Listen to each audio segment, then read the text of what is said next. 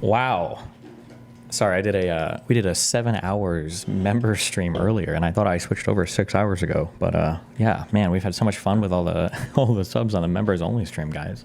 I actually slept on time yesterday, but I slept for like 14 hours, so I think I was short on sleep. But listen, I'm all caught up now.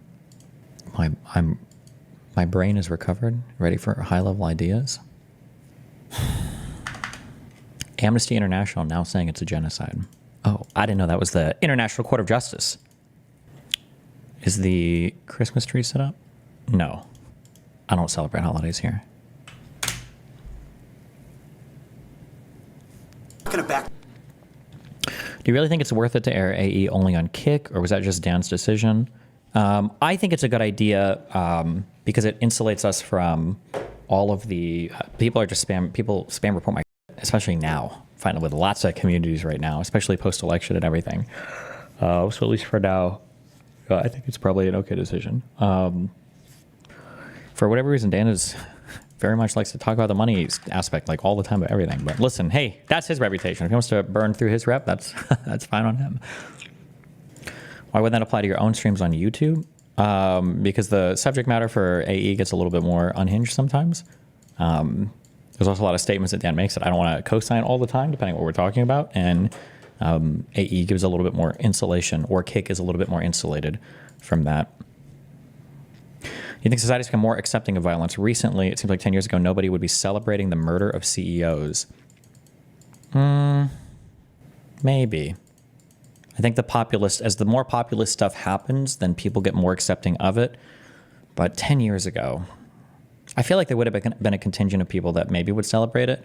I think one of the reasons why it's changed so much now is because the right has become more populist. And at least prior to the Tea Party, the right would still kind of defend like our corporations and stuff, but now nobody will. Nobody likes the corporations now, so. Do you have a take on journalistic integrity? Should we as a country push for a level of enforcement on media outlets that push false information? Yeah, I think we should, but the enforcement should probably be like corporate and cultural. I don't know if legally it should be like a thing, but.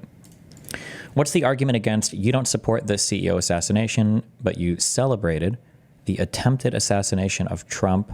What do you mean? What's the argument against it? You could theoretically do both. I think typically my issue isn't usually with the thing itself, although sometimes it is. It's usually with the underlying facts, right? So like celebrating the assassination of a CEO is stupid in my mind, because the CEO probably didn't do anything that bad, except he was the CEO of a healthcare company. Now, like, let's say that it came out, and also this might be true, I haven't researched this guy, but like, let's say that it came out that this guy was like, every now and then, I'd go into the office and I would deny claims, because fuck them, and I was so happy, we made so much money, this grandma came, we fucking shut her claims down, and yeah, fuck or whatever.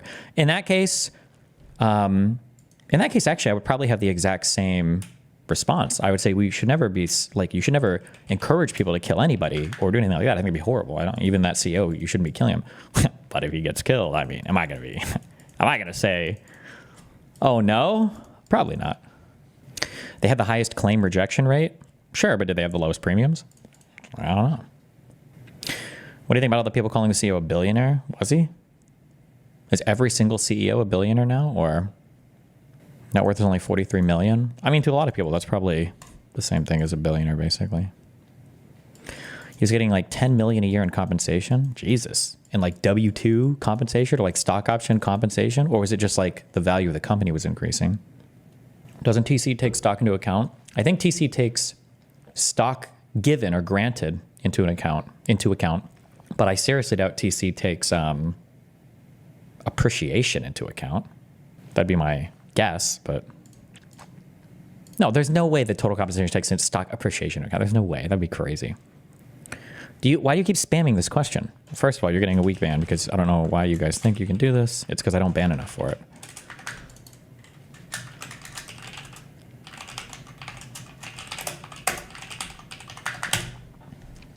Do you think we should support universal health care if it isn't really popular and most people seem to be content with our current system? You support a policy if you think it's a good idea, not just because it's popular. I don't understand that. Like, if marijuana use was 30% popular in this country versus 90% popular, I would support it either way. That wouldn't influence, oh, I'm all of a sudden against this policy because people don't like it or don't want it. That might be a fundamentally different question than, like, should a politician talk about it or openly support it coming into an election? It's not that popular. It's a different question, but, or like, what's the best way to move towards it if most people don't support it? Those are all different questions, but. List of largest companies by revenue. He was the CEO of United Health Group. Oh, okay. Damn, that's a big, okay, so it was a big boy company. Holy shit.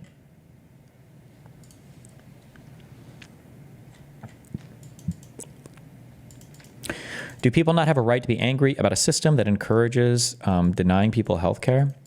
No, it's kind of a retard opinion. It's like it's an opinion for little children that don't understand like anything at all about anything ever. Like, as opposed to what? Should healthcare be infinitely approving every single claim without question always? Like that, obviously that's not possible. You can't do that. It's impossible. We have only so many resources in this country to do only so many things. So the question is like, what's the best way to efficiently allocate the resources? That's the question.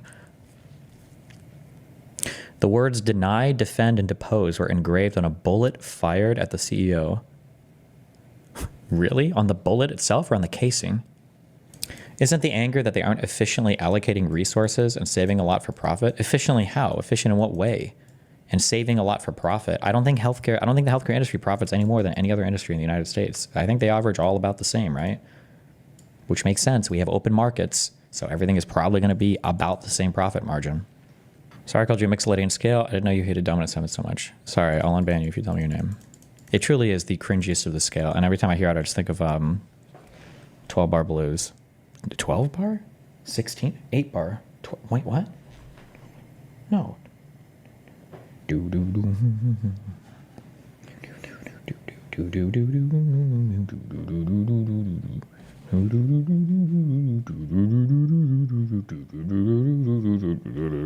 It's 8 bar blues. It is 8 bar blues, right? Wait, why? That doesn't sound right. It's 12 bar blues. Wait, it's 8 bar. Wait, what is it? Boom, boom, boom, boom, boom. This is one measure. 2, 3, 4, 5, 6, 7, 8. And then, dude, it's 8 bar. Why is 8 bar blues not sound right? It's 12 bar blues. It's 12 bar, isn't it? Wait, 8 bar? Why can I not think of this? I should know. No, wait. It is 12 bar blues, right? Why is it called 12 bar blues? Wait, am I just counting the measures wrong? You repeat the first two measures. You repeat the first two measures.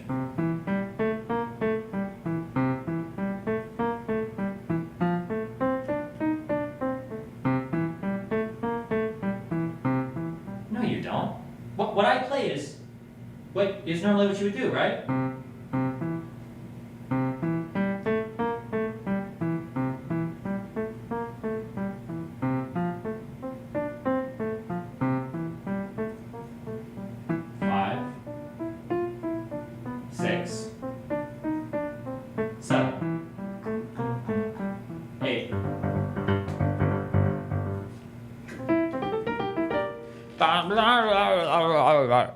It's not 8 bar blues though, it's 12 bar. Why is it called 12 bars? Wait, do I play different?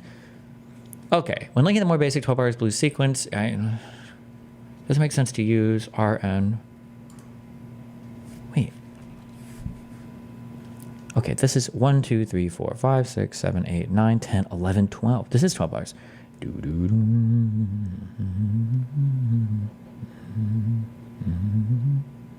Wait. What's an old rock? Just give me an old rock and roll song. Elvis Presley song. Wait, am I just crazy? What is happening right now? No. Jailhouse rock?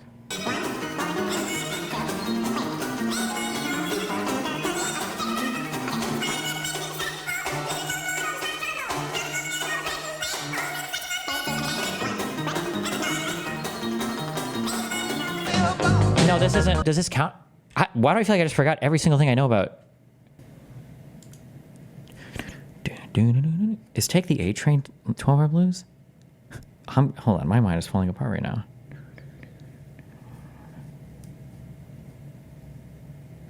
So isn't there a song? Is it called? I don't know any. I hate rock music. Like rock and roll. Is it Sonny Be Good? Is that a song? Is that a real song? Am I making this up? What am I thinking of? Oh, Johnny Be Good. Fuck me. Delete this VOD.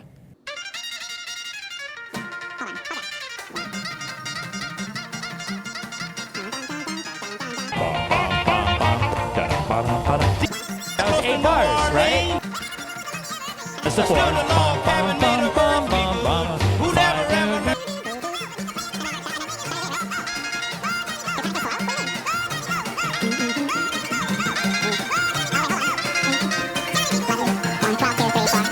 Wait, that was 12 bars. Hold on. Wait. You're counting 2 as 1, and the last one is... Yeah, hold on. Oh, no, wait. Okay, it is 12 bars. Wait, why do I feel like I've had this wrong for like... That was 12 bars. Do you ever think that both 8 bar and 12 bars blues existed? Maybe, but I always said it's 12 bars, and I've always played it and thought it in my brain is like... I mean, I know the chords, because you hear this like progression. You hear it everywhere. I hate it. I just don't enjoy it. 8 bar blues. This is the boogie woogie bass. I don't know what the fuck that is. Wait, what?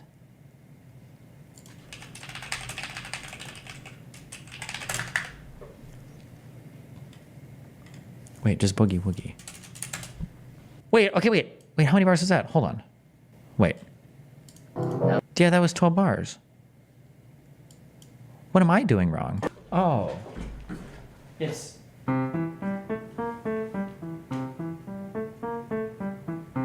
It's...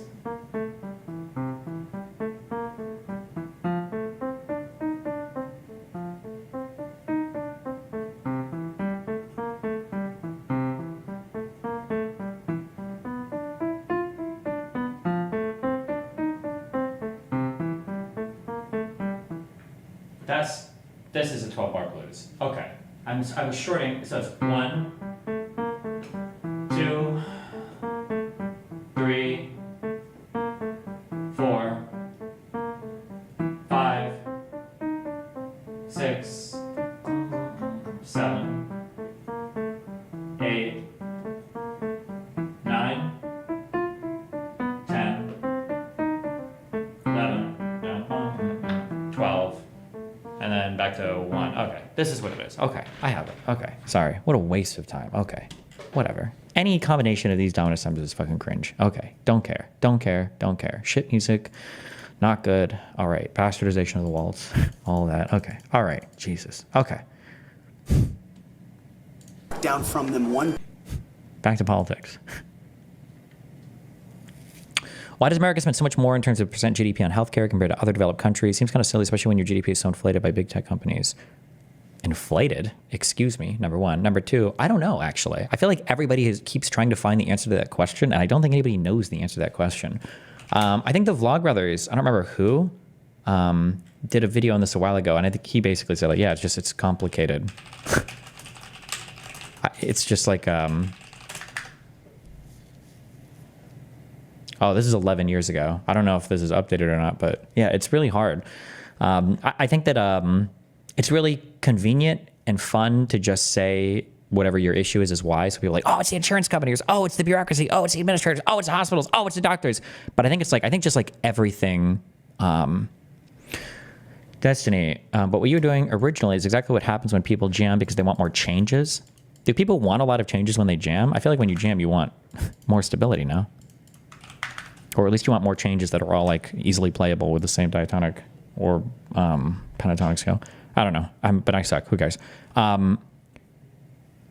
Yeah, people want to blame anybody, but I think every part of our healthcare system is just really expensive. Like our doctors and our nurses get paid a lot more. This is a very small anecdote. I was, by small, I mean one person told me this. I don't know if it's true for everybody, but like I knew a nurse lady that worked in Canada who was dipping down into the US over COVID because the traveling nurse pay was like insane. It was like $9,000 or $10,000 like bi-weekly. Like it was just crazy amounts of money people bring. And then like I've heard people in the NHS especially when I was over in Wales. I was talking to a couple, because there was a lady and her husband, and the lady worked in the NHS, and she was talking about what people got paid for the NHS, and it's like, it's insanely low compared to the US. It's like crazy. So yeah, there's that. I mean, there are more bureaucratic costs as well. We also do more.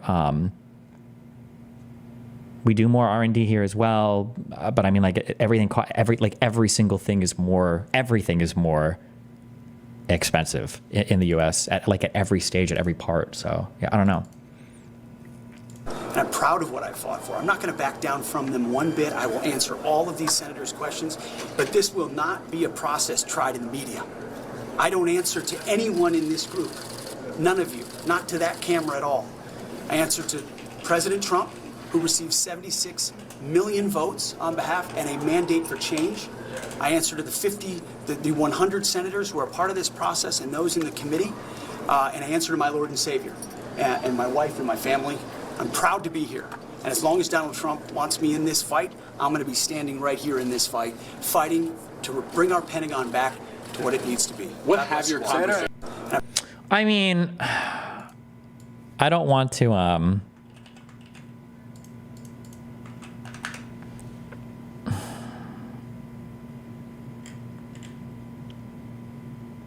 fuck. Listen, we love Brian. We stand Brian here, but not here to serve Americans, but rather to serve Trump, the perfect encapsulation. To be fair, what this guy said wasn't necessarily wrong or bad, right? He's saying that, like, I'm not here to serve the journalists asking me questions. I'm here to serve Donald Trump, who has a mandate from the people, which isn't technically bad, right? Yeah.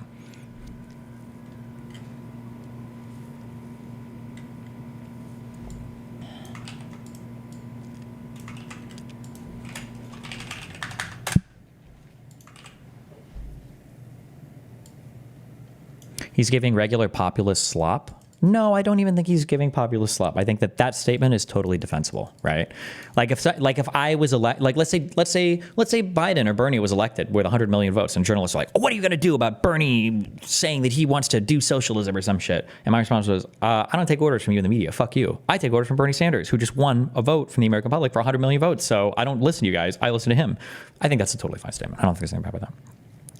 Destiny, profit margins are not the same across industries. Risk-adjusted return is. Market caps move to make risk-adjusted returns converge, but profit margin doesn't change with market cap. My bad. I'm sorry. I forgot that the well actually people are in chat. That is correct. The risk-adjusted returns are equalized, not simply the profits. My bad. You're correct, okay? I forgot that sometimes when we speak, we can't speak like human beings, but I have to autistically qualify every single fucking statement that I could ever possibly make. That is correct. It is the risk-adjusted returns, yes. So the profits might be higher, but the risk is also higher. So while it looks like a particular industry might be super profitable, the reason why all the money isn't flocking there is because it's also incredibly risky. None of this takes away from the original point that I made, but okay.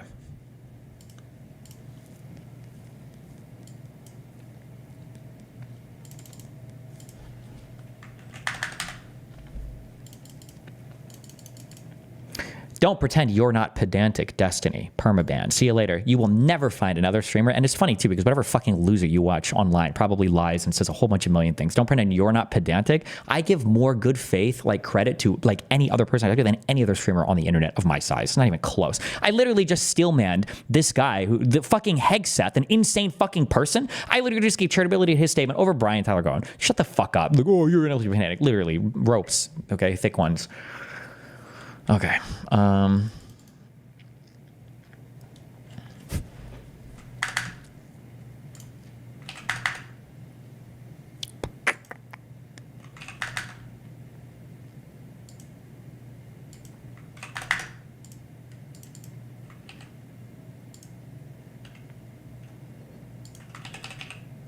Let's see, what is this?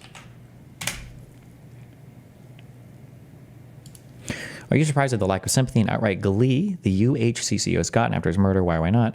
I've been surprised the reaction has been so consistent. For a country that is typically divided on a lot of topics, it's like one we're all pretty united on. Yes, because the Tea Party and then now the kind of right-wing populists are all kind of also on board with the fuck big corporations and fuck CEOs and all that, so.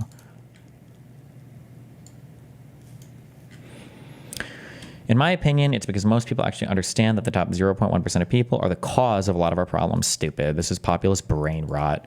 My family is about as far right as you can imagine. Despite having an underlying assumption that ultra-wealthy people are exceptional because of their own skill, most of them acknowledge that you can't really get that much money without being evil. The only question is whether you feel strongly enough about them being evil that you're okay with somebody killing them. If somebody murders a child in cold blood, pretty much everybody agrees they deserve to be put down like a dog at the very least. Everybody agrees they should be isolated from society where they can't do harm. But if somebody knowingly creates a system that causes thousands of children to die, then suddenly there's nuance and room for interpretation. Oh, I didn't know that this healthcare provider was literally creating diseases and creating systems to murder children. Nice. Good one.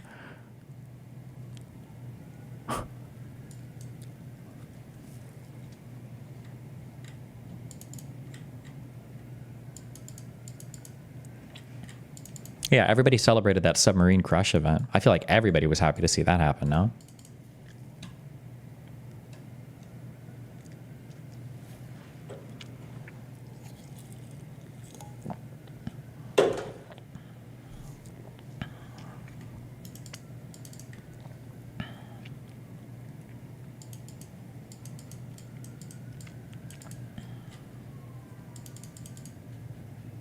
Does murdering a CEO even accomplish anything when they're beholden to shareholders anyway? Probably not.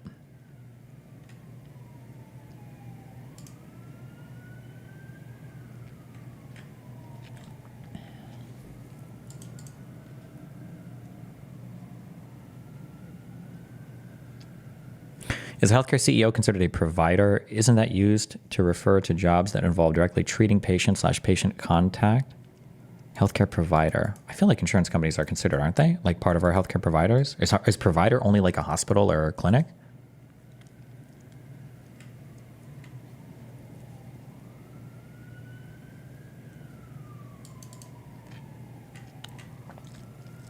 Why do you believe in a public option? So one of the important things about the ACA, which I've heard, I've been emailed a couple times, is in huge trouble. There were there were a couple of really important aspects of the ACA. In my opinion, there were two of them, maybe three, and one of them has been destroyed by Trump, which might mean that the other one might be on its way for disaster. So one provision, or a couple provisions that were really nice, is that one is kind of a nice one, is that if you're a kid, I think you can stay on your parents' insurance or other types of insurance until you were 25 or 26. I think before it was like 21. So that was really nice, right? Oh, cool. You get, insurance for longer. A second thing, this is a huge thing. In my opinion, one of the most important things was you could get insurance even if you had a pre-existing condition. That was no longer a basis for excluding somebody. So before, if you had some kind of chronic illness that required medication or treatment for long periods of time, it was very, very, very hard to get non-rape medical insurance. You either couldn't afford it or just people just wouldn't, they flat out say, I can't. We don't do diabetics here. Sorry. Like, I'm not going to front the money for your medication forever. There was another thing that was really important about the ACA that Trump managed to get rid of when he first came into office, which puts the rest of it into dire straits, is that for insurance to work properly with people who have chronic conditions or people that get really unlucky, you need healthy people to pay into the insurance thing who are never going to draw from it. Insurance only works if it's a slightly EV, expected value negative decision for everybody participating. And right now, or not right now, after Trump came into office in 2016, he made it so that there was no more penalty for not buying health insurance. So people like me, I haven't had health insurance ever. I'll get it eventually, I should. But like, why would I buy it? Like, for the most part, I'm healthy. I don't need it. That hurts people who need health insurance because they can't afford it, but without healthy people in the insurance pools, the cost of healthcare now is going to go up and up and up and up and up and up and up. So if you are in an insurance pool and it's a bunch of high risk or chronic condition people, and there are no more healthy people to pad it out and bring costs down, now you just get fucked basically on your healthcare costs or your insurance costs. So yeah, that's a big deal, and that needs to come back. But yeah.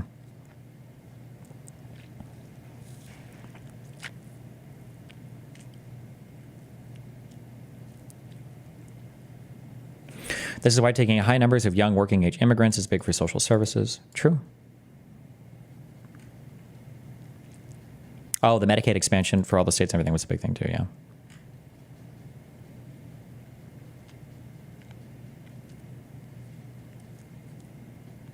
What are your thoughts on replacing all federal entitlements with a progressive UBI? People could then buy private or state health insurance. Maybe. It'd be a huge change. I don't think I'm like principally opposed to it. But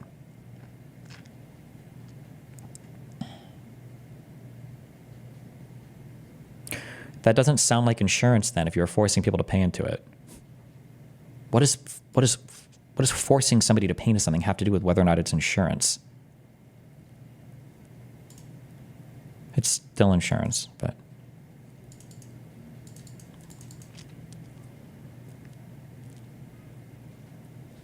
I don't think Trump is going to remove the ACA. He will call it Trump insurance and keep it. Yeah, but my understanding is that enrollment costs and insurance costs are getting more and more expensive in the U.S. and that a lot of healthy people have withdrawn from the pools.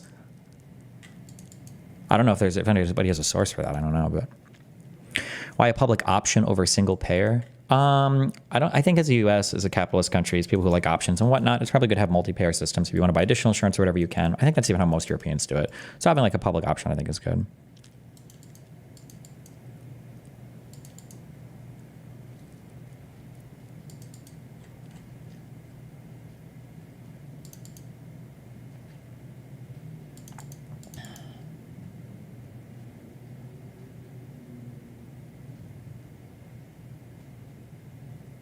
If you were to buy insurance today, how much would your premiums be? For me, I don't know, probably, I have no idea, honestly.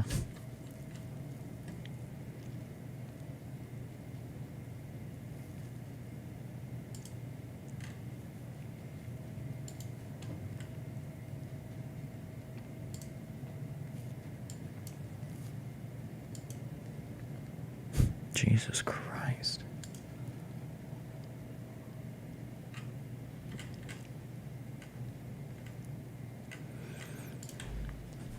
Oh, sorry. Okay.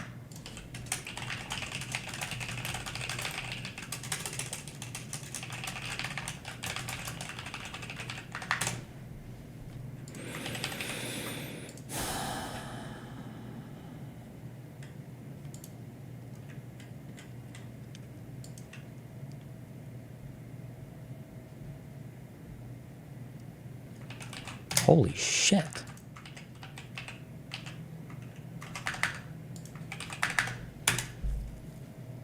I thought most European countries were strictly single payer. I think the majority of them are multi-payer, aren't they? How many European countries have single versus multi-payer systems? Why not decouple health insurance from employers and have an open market like car insurance? I think we were kind of in that direction, but we just couldn't do it. We just weren't able to do it. I think America might be the only country that does that. I don't know anybody else that does this, but like in America, we tie our health insurance to like our employment, which is really weird. Most of the 35 countries in the European Union and the Schengen Agreement have single-payer healthcare systems. I wonder what they consider single-payer here. According to the AI answer says, most European countries have multi-payer healthcare systems.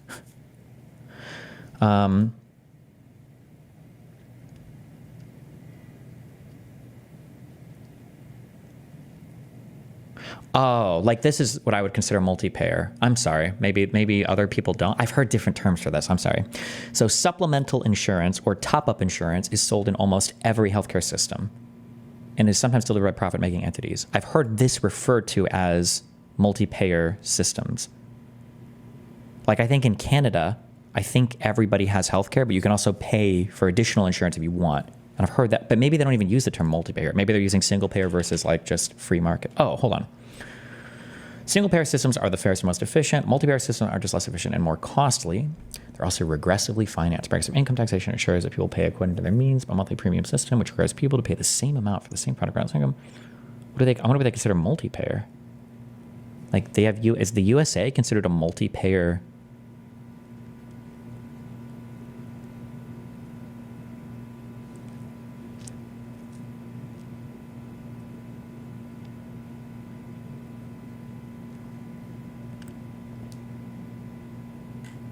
I don't know. Like I said, I've heard it referred to as different, but whatever that means. I think most I mean, I think I agree with this. Maybe not the terms or whatever. I mean, I could be wrong on the terms, but like, yeah, most countries in Europe have like a strong public like provider for healthcare, and you can buy additional insurance if you want, I guess is what I should say. Maybe I shouldn't call it multi-payer. They have universal with additions to buy multiple, with upper or more top off insurance or whatever. Sloppy toppy insurance. What? Okay, wait. What is this? Paying my property taxes this morning and I'm bitter again. I'm practically renting my pit off. This guy pays $15,300 in property taxes a year. Is that a lot? That means $1,000 a month just in property taxes? What do I pay in property taxes?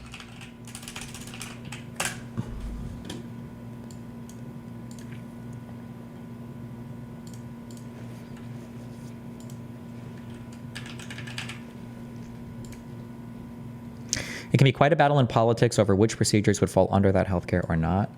Sure.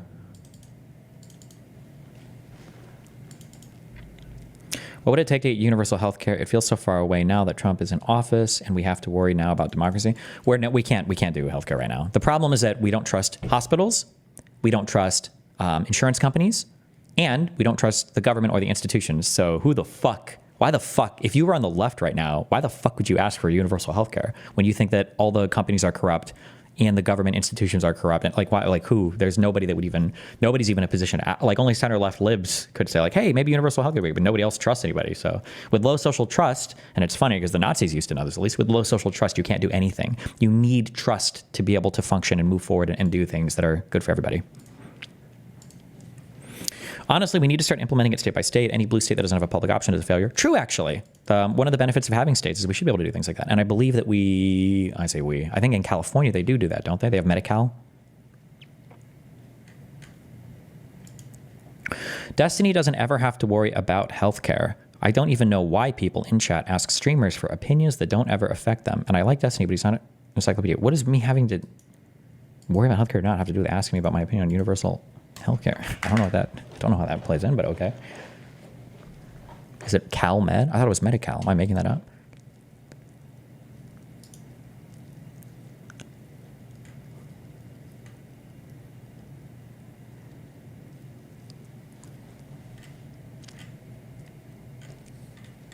Do you think that cancer is bad? I think cancer is pretty bad, yeah. I don't know why people like Destiny who have never had cancer before would even offer their opinion on it. What an idiot. True.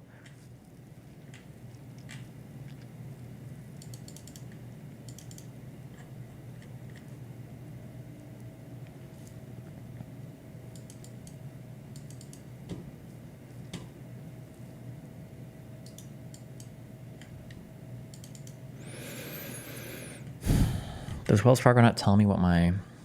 Oh, escrow details. What's the capital of Florida? If you answer wrongly, you die. I would probably die. I truly have no idea. The capital of Florida. Is this the one where like it actually is the city that you think it is, Miami?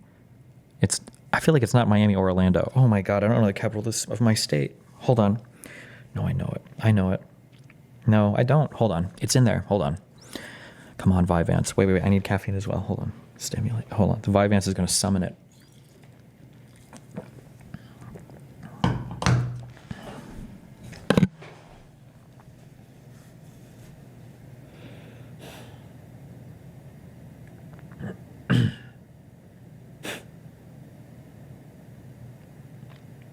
I want to say like Ottawa. Obviously, that's not it. Ocala. It's not Ocala. That's a random city in middle Florida. Is it Miami? It's not Miami. Miami's not the capital of Florida, right? It's not. It's not Orlando. That's where Disney World is. I have no idea. Fuck me. I guess I would just guess Miami and die. Well, I don't have no idea. Is it a place that sounds like Ottawa? What is it? Or Ontario? No. Florida capital. What the fuck? Never mind. This wasn't even close to being in my brain. I don't think I've ever even heard of this city in my entire life. Okay. What the fuck is Tallahassee? What the fuck? Is this up in the Panhandle? What? What's the capital of Nebraska? Is Lincoln. Although it was Omaha for a brief moment in time. Oh, okay, it is up in the Panhandle. It sounds like a Panhandle city. Is this actually the capital of Florida right now? Right now, as we exist? Right now, in this world, Tallahassee is in real life. It is actually... I don't know if I believe that. I don't know if I'm buying that one.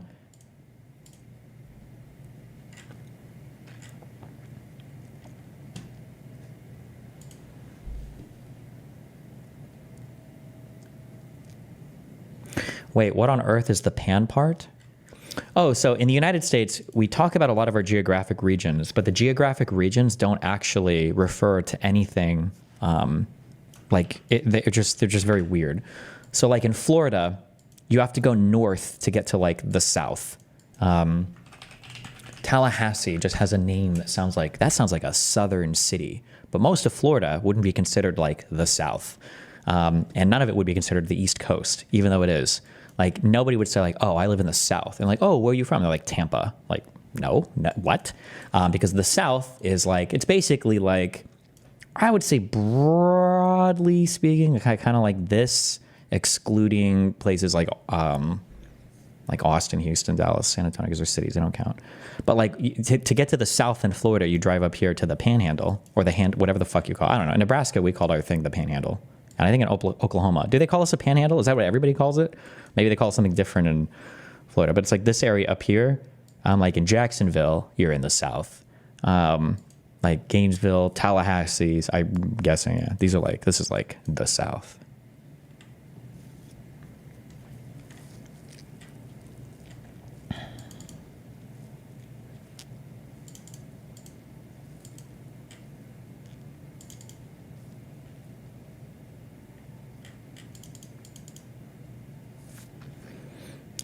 Could you ever live in a place like Alaska? Maybe. Don't you just stay inside all day and get paid by the government?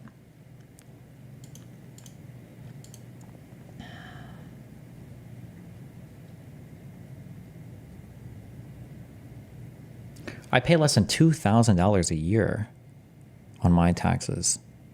Or no, wait, maybe this is biannual? So maybe I pay like $3,800 a year. Although my house is only $200K, I guess. I don't know. I guess if I had lived in $1 million house, it'd be $10,000. Or I mean, I don't live there, but.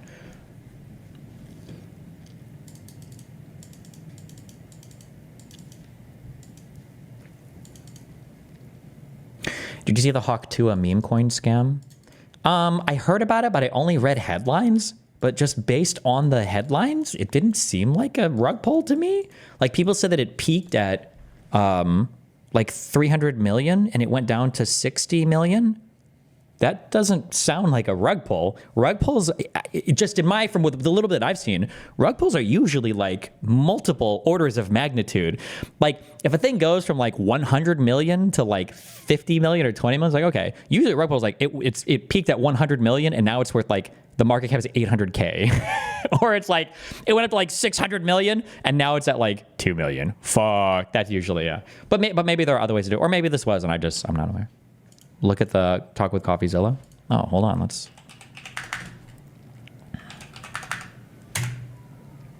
It happened within 20 minutes. It was for sure a rug pull. Yeah, but like, wouldn't we expect to see that with a lot of ICOs? Like if I released a Destiny coin and wasn't scamming you guys, I imagine that as soon as it would come out, especially now the meta around new coins, like I would probably buy into a new one if I think there's going to be a rug pull because you'd buy it immediately. The price probably would shoot up and then some people would start selling. And I imagine that any new ICO would be like goes up and down a lot. I would imagine that, but I mean, I could be wrong. Maybe I'm completely not true there.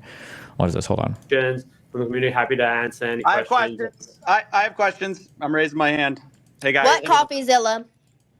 Hey, this is one of the most miserable, horrible launches I've ever seen in my life. Okay, then why the fuck are you on? I've been tracing. Is that the Hawk? I can't believe it. Is this the Hawk Tuah girl talking? Is that her? I've been tracing it on chain for a while. You guys generated over $1 million in fees while y'all's fans got. Damn.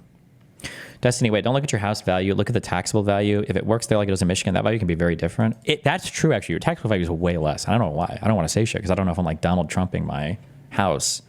But I feel like your taxable value like never increases ever. I don't know why. Is that just Nebraska, or does it happen like this in every state? Like if you buy a house for like 100K and 30 years later it's worth like $1 million, the county assessor like taxes you at like 150K, and this is without like Prop 13 or whatever weird shit, right?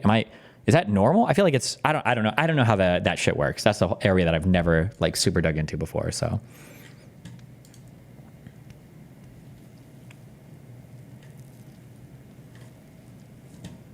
Every state, the state appraisals are always way less. Okay. Does the state appraisal at least get updated when you buy or sell? Got rug pulled. There was snipers, but there was also insider trading directly linked to y'all's creator. Also, wait, can I just ask this question?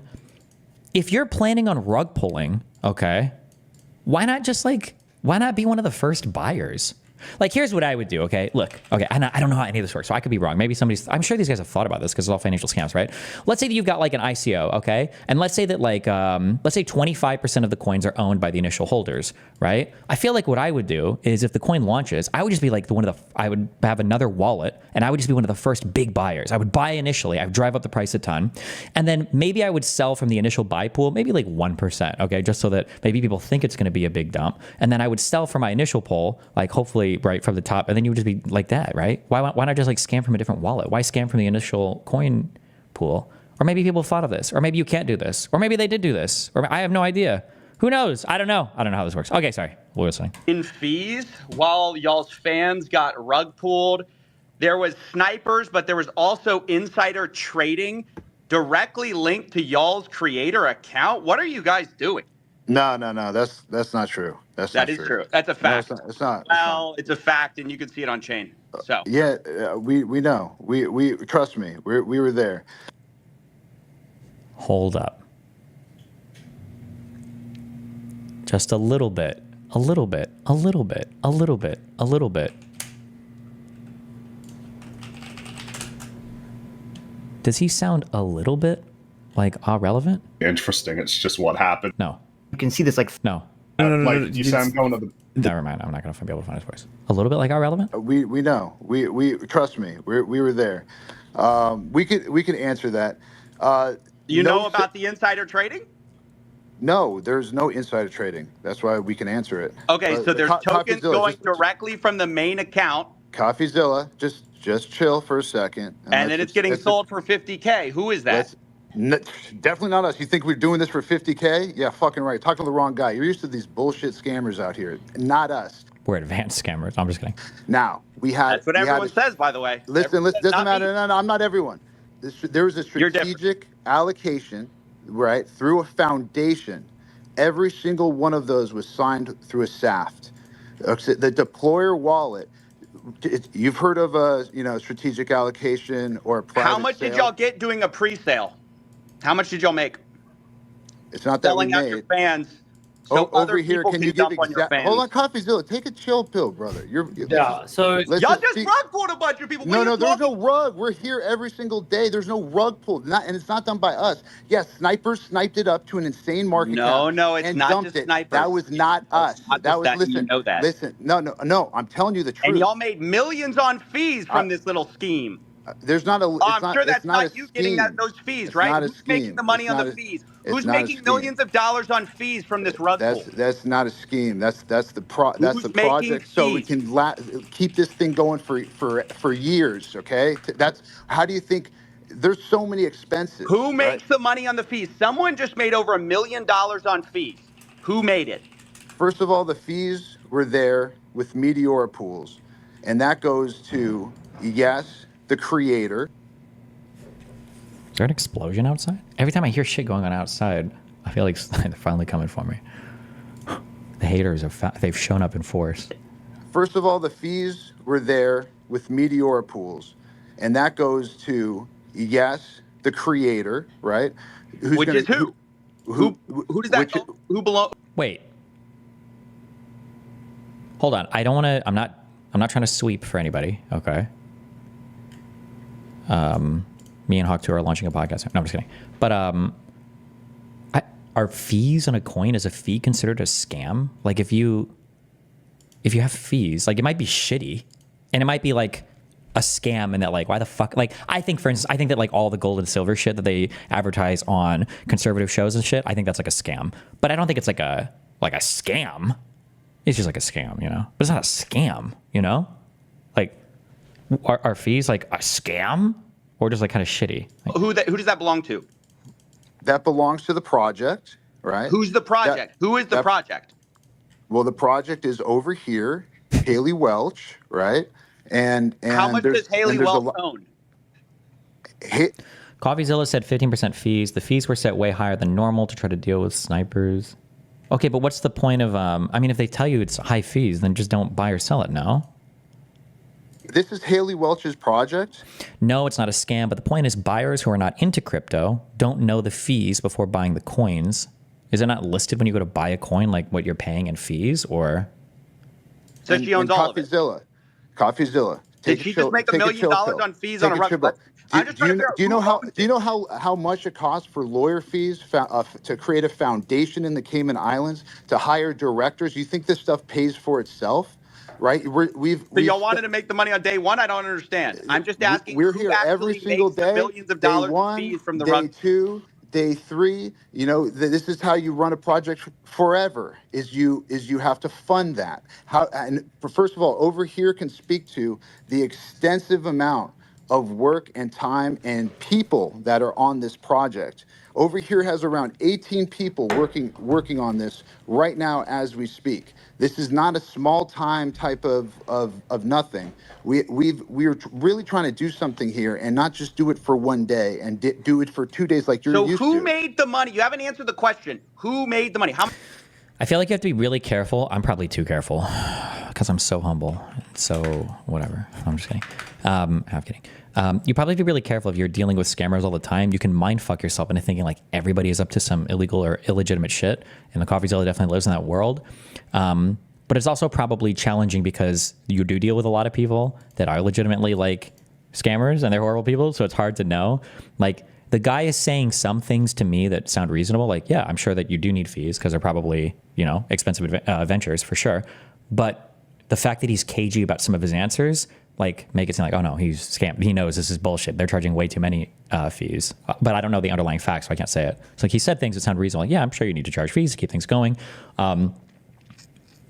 But then he's also saying this like, oh, it goes back to the venture or whatever. It's like, just say it, just own it. Say, yeah, we like if this wasn't a scam, I think he would just say like, yeah, we charge these fees because it's expensive to run the stuff. Like, what do you want our financials? Like something like that, I guess. But maybe that's too open. I don't know. How much did Haley Welch make of that 1.8 million?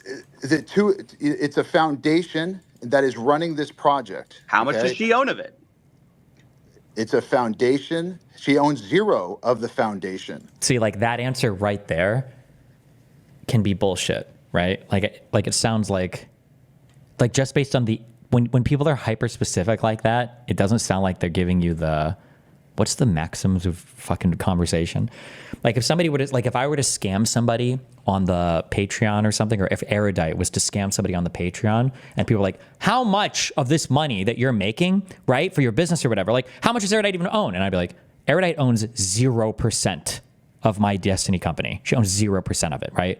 Well, because it would be another company that's a subsidiary of that they own, right? So when he says like, oh, of the foundry, nothing, like that's like, that sounds like a bullshit answer. Like that's a red flag answer to me when somebody's that specific on the thing. Who made the money? You haven't answered the question. Who made the money? How much did Haley? What are your thoughts on health pros like Andrew Huberman and Peter Attia? 99% of them are a waste of time. Probably should just be banned from every platform and offer little to no good advice on anything ever. So I don't know. Welch make of that 1.8 million? It's a foundation that is running this project. How much does she own of it? It's a foundation. She owns 0 of the foundation. So y'all made the money?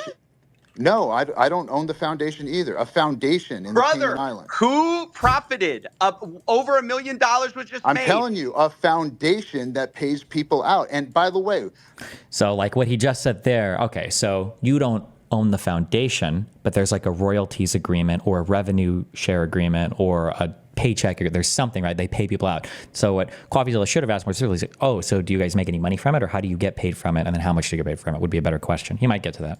Coffeezilla, I'm not asking you, questions that are irrelevant to the most important stuff that you said. Who cares where fees go? It goes to bills. It goes when you're to charging attorneys. 15%, It goes to accountants. It goes to directors. you're charging it goes to 15%. staff. Directors, staff, who? You?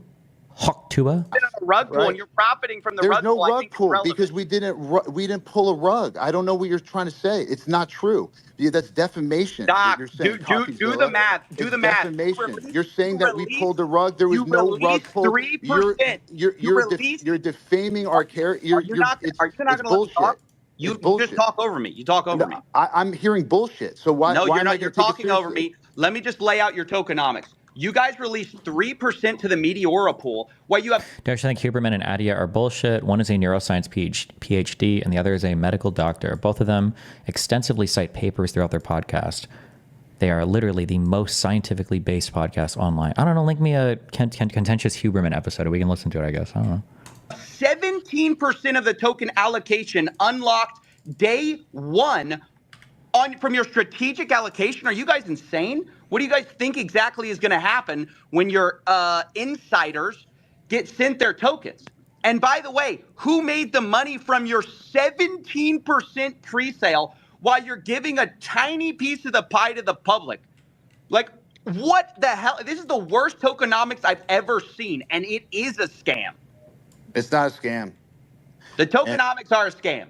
That's my opinion. You can say whatever you want about it. You can cry defamation. That's my opinion. It's a scam. So like sometimes I feel like this is really mean to say, and maybe it's not true, and maybe I'm just not listening enough, or maybe I don't know enough. Crypto stuff is relatively complicated if you don't know how any of it works, and sometimes I feel like when Coffeezilla is attacking people, sometimes I'm not sure if he 100% understands like all the underlying moving parts, because sometimes I feel like his attacks could be more precise, he's using some things incorrect. He's not focusing on the right thing, but I don't know. But maybe I'll open this video and check. But I mean, let's be clear. Like all of us, as much as we can say it's experimental, like we all run. Like I run a business as well, and I have operational costs, and it's cool when, like, for example, those operational costs, for example, afford me to go fly somewhere internationally first class, for example. I'm just using this as an example. So there's like an incentive for someone who's like... Why not actually give an example? He just said, for example, he said that like 6 times, and he didn't actually give a concrete example. He listed a like, okay, what's a trip that you needed to take that you spent how much money on, and why did you need to spend? Why do you have to fly? I don't know if I've ever flown international first class in my life. That's it. Those are expensive tickets. I want to say at least 10K. Could I do JFK to London first class if I booked 3 months in advance for less than 10K? What do you think? Round trip? To Heathrow, LHR? Do you think you could do this trip for first class, less than 10K? I don't know if you could. The first class tickets are hella expensive. Does JetBlue have first class on international?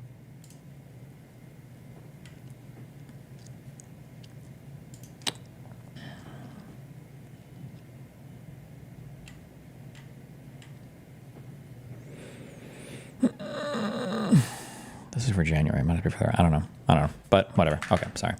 I assume he does know, but is wording it in a way to speak to the audience as well. Yeah, but like I don't know. I guess people don't like talking about money. I understand why people don't like talking about money, but whatever. I don't know. I have operational costs, and it's cool when, like, for example, those operational costs, for example, afford me to go fly somewhere internationally first class, for example.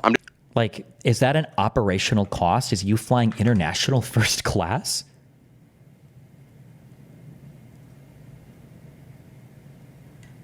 Okay.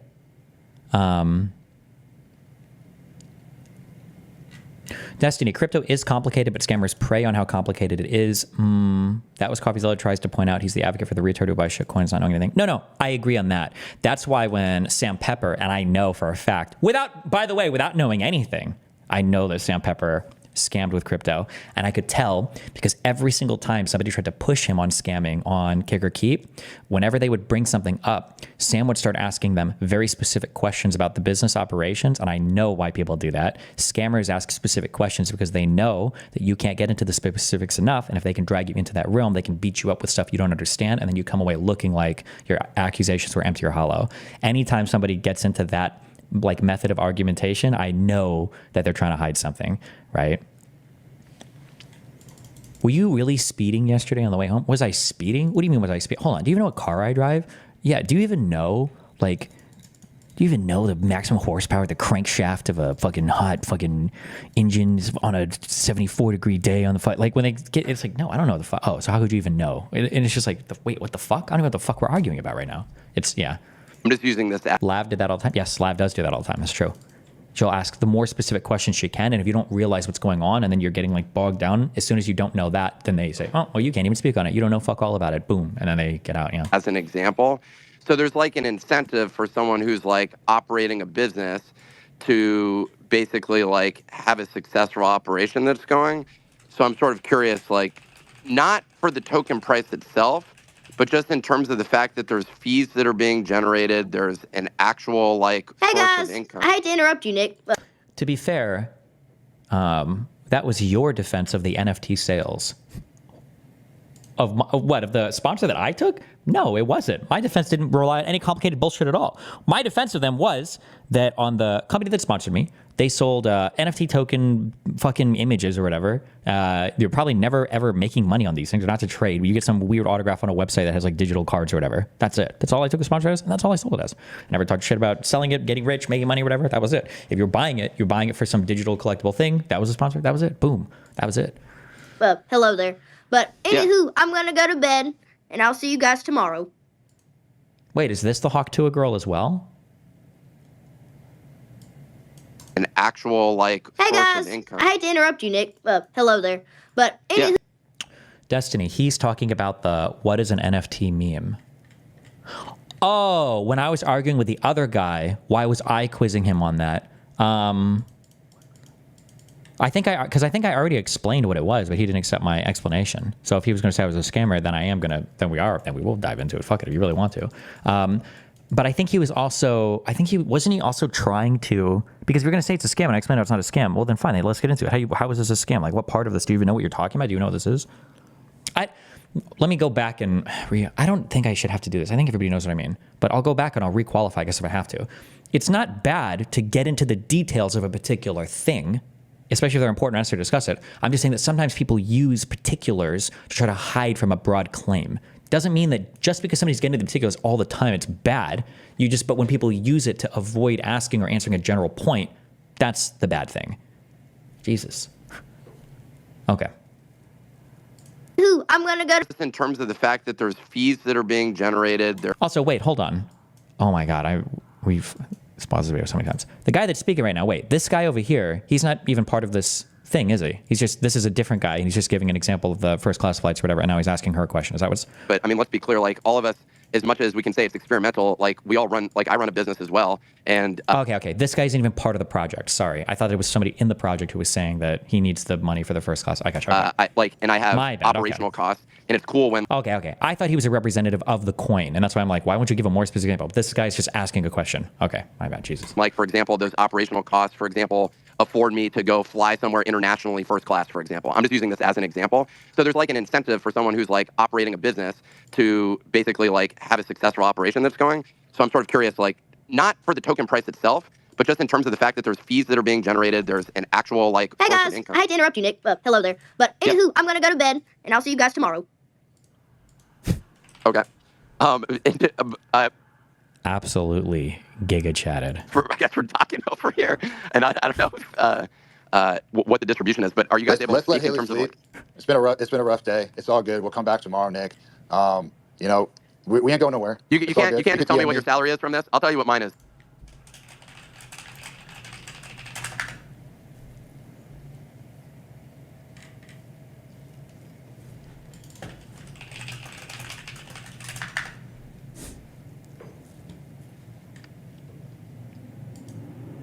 Jesus, we jumped around to 30 million things.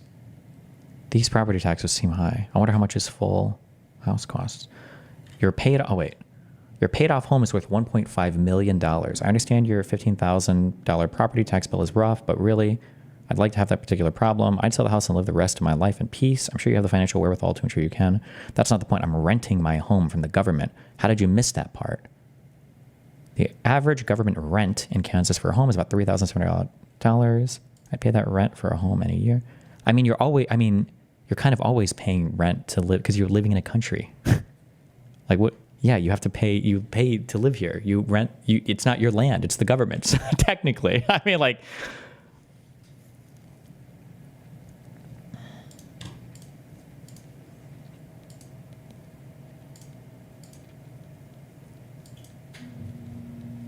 did you see Hassan's Cambridge speech? No. Oh, God.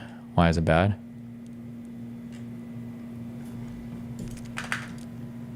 Like, you have to pay for for special services, for sewage, for utility. Like, you have to,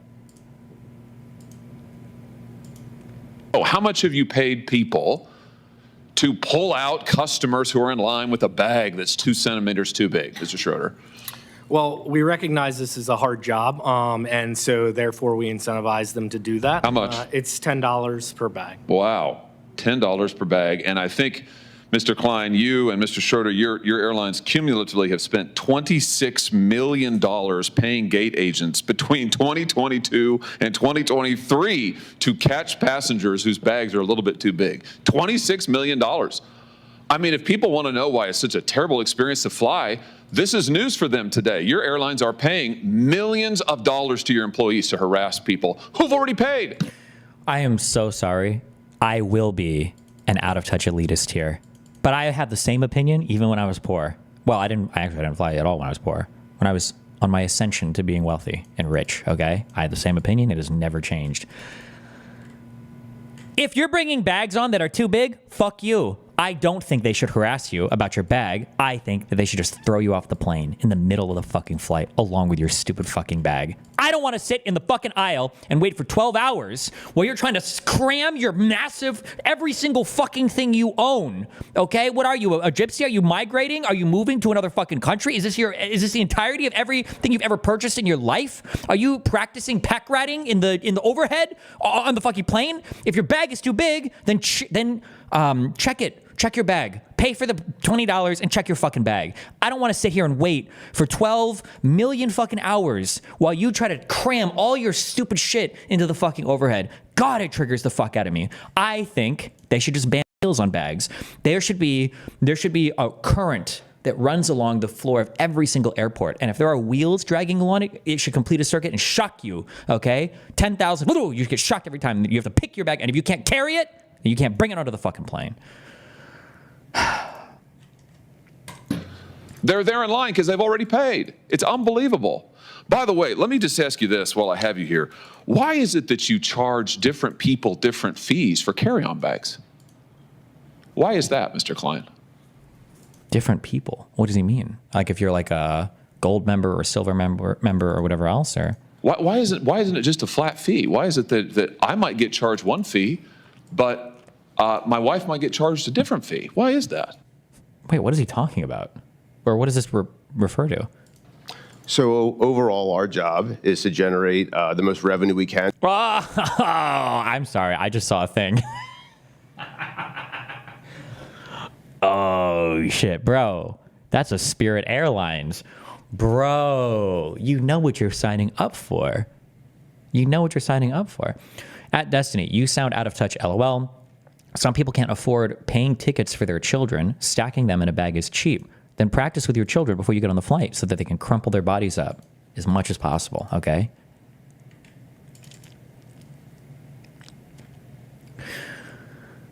Spirit has inconsistent fees for carry-on bags. No carry-ons are free at Spirit. Honest to God, I'm going to say it. The N-word. No, I'm just kidding. Honest to God, I think that I feel like Spirit and Frontier probably shouldn't exist. I think.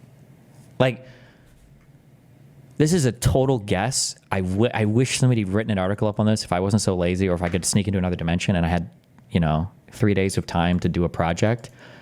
it wouldn't surprise me if the average total cost of a Spirit or Frontier flight was higher than the average total cost of a Delta flight, American Airlines flight, or whatever for the same leg. It wouldn't surprise me if that was the case, because I think that this is what it feels like their business model is. It feels like this is the business model. When you search for tickets, okay, 4 prices come up. America Airlines comes up, $300. Delta comes up, we'll say $304. And then you get Frontier that comes up at like $260. And then you get Spirit that comes up at like $254. Okay. Yeah, we'll do Spirit or Frontier, I guess, obviously. You choose Spirit. Maybe you book your flight. Next page is like, how much carry-on are you going to bring? And by the time you get through, you have to prepay for carry-on for an individual item, okay? That means not the thing that goes in the overhead bin, but I'm pretty sure, I'm trying to remember, I think for Spirit, I think even for a personal item, like if you have a laptop bag or a backpack that would go under the seat in front of you, you pay for those. I think you pay for those. So people are saying no. Is that not true? Are you sure? Wait, hold on. Spirit carry-on, let me check.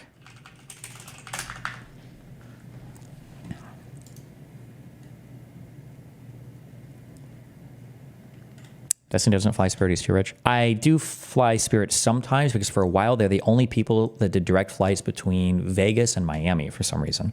So I would fly fucking Spirit. Okay, maybe you don't have to pay for the personal item, okay. But you do pay a lot for carry-on, like almost $40.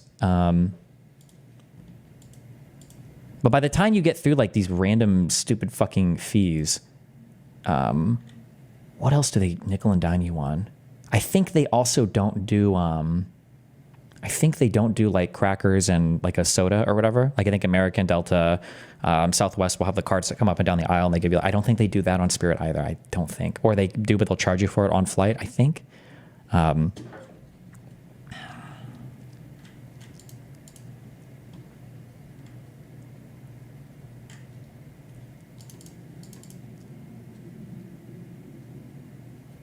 Even with those extra fees, a KC to Miami flight was $200 less than Southwest/United for me. So to be honest, they have their place for some. Okay, well maybe they do for some people.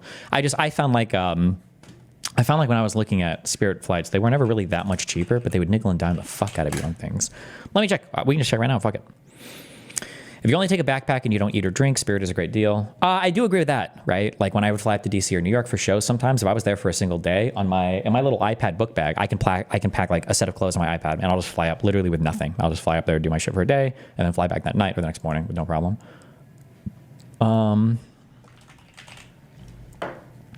Please go over Ukrainian Anna on Piers. I will tomorrow, I think, because apparently it was a good showing. So.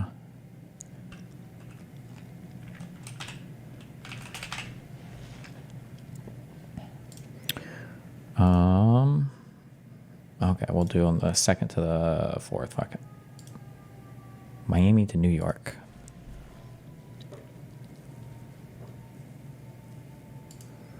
Destiny, why the heck do you think people are not aware of the extra charges on cheap airlines? They know about the nickel and diming. They pick them anyways because it's still cheaper. I think that people... I'm going to make really bad. Remember, I worked in customer service, so I hate customers. Always remember that. Sometimes you guys mistake that I hate poor people. I do not hate poor people. I love poor people and I love working class people. I hate middle class people, okay? So I hate middle class people, but I also hate customers, okay? Now, the customers and poor people can have big overlap depending on what you're talking about, okay?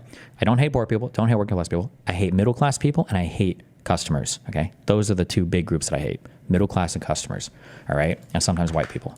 Okay, I never understood the passionate stances on air. No, fuck, that wasn't what I was trying to. Oh, it feels like some people, because this always happened. This always happened when I was on Spirit. There were always multiple people in line arguing about whether or not they should have to pay for a carry-on bag. So I don't know if they booked and thought they could just sneak on without paying, or they thought there's no way they'll actually get charged or something.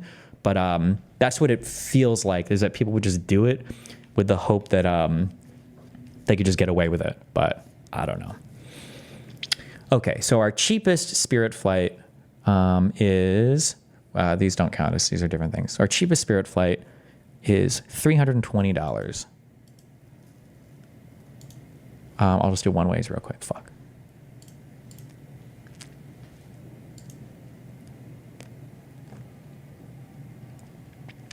Okay, so $269, and then I have an American flight for $279. So I'm pretty sure if I have a single bag here, I think the American flight is going to be cheaper. But because Spirit is, they're getting you with the bag a lot differently, I think you get a little bit fucked because they show up first here, so you assume, oh, I can do Spirit and I can book on Spirit and it's going to be cheaper.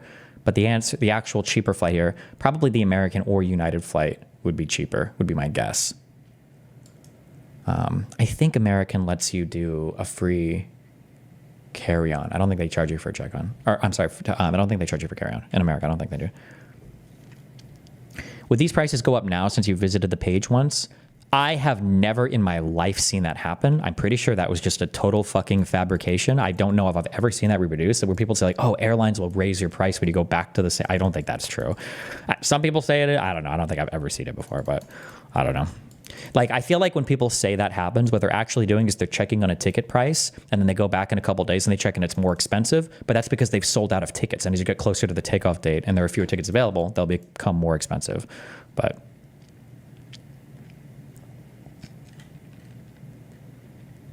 I literally get cheaper prices on incognito. I don't believe you. Because if that was true, I feel like there'd be somebody who would post evidence of this, like, somewhere. Destiny, isn't that just an accurate way of allocating resources in a way that matches what people value? If you value carry-on, shouldn't you pay? Yes. So the issue that you run into, and this is a very interesting, like, economic philosophy issue, is there might be things that are better for customers and better for the business, like, rationally, but because everybody feels so bad about it, you just shouldn't do it, because it makes people feel like shit. A really common example is ticket scalping. Ticket scalping is only profitable because the first tickets are way too cheap. The tickets should be 5x the price, and then scalpers would more or less disappear. But if you do that, customers are going to be mad. You might not even make as much because the salespeople will look like shit. It's just not good. It looks bad, right? And you're like, oh, well, fuck me. Oh, here's another really, really, really hot topic issue is companies charging money to unlock features in cars. That might actually economically be better for everybody involved. I could either have two completely different models or two different models of a thing manufactured, or I could just model one thing and then manufacture that, and then it'll be cheaper for everybody. I can sell the car cheaper, and then I'll just charge people to unlock this feature. It's just easier to do that. Even if economically that was sound from start to finish, nobody likes the feeling of having to pay to unlock features in a car. It feels cucked. So you just don't do it, right? It's really funny because microprocessors are very lucky because that's basically where all of your different microprocessors come from. You just don't realize it, and it's just a natural part of the manufacturing process. If you're looking at the difference between like a chip that's like an i5 or an i7, I don't even know if they have these designations. Don't they have i9s now, right? All of these, oftentimes, they're on the exact same PCB. The printed circuit board will be the fucking same with some features turned off on the PCB. And then the silicon itself is the exact same.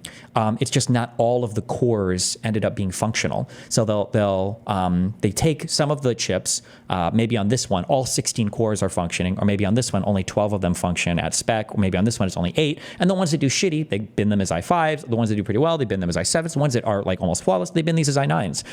Or they'll bin them differently for higher overclock chips or whatever, and that's technically where all your computer chips come from. Your i5, your i7, your i9, it's the same wafer architecturally, but like the way that it ended up turning out from the manufacturing process is someone just sucked. So they turn those cores off so that they're not utilized.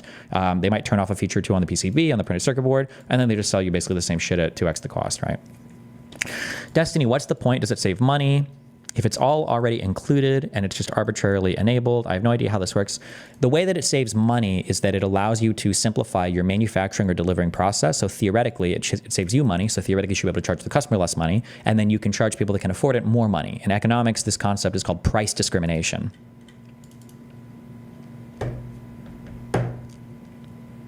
So price discrimination can be a good thing economically. So for instance, like for schools, there's a huge amount of price discrimination that goes on. You charge full value to rich people. For poor kids, they get, huge discounts.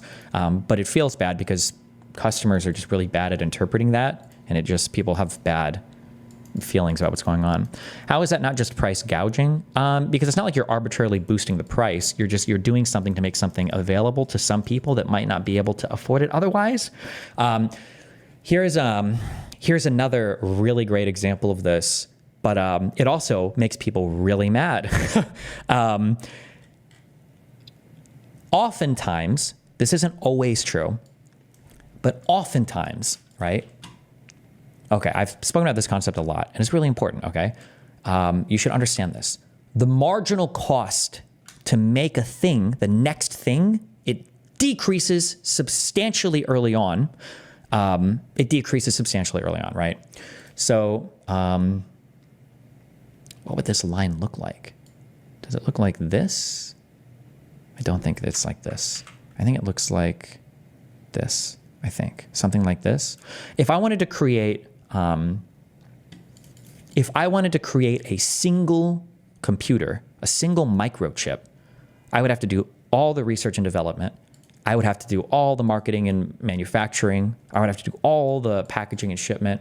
To make one microprocessor would be so expensive, right? This is my total cost of manufacturing that product, right? It would probably take, to make one microchip, my guess would be maybe, how much R&D goes into an average? Maybe I'll just guess at $500 million. So if I wanted to sell one processor, okay, if I wanted to sell a single processor, I would have to sell that processor at a little bit above cost. So my sales price is going to be here. It's going to be $500 million, right? Or $500,020 because I need to make 20 bucks of profit, right?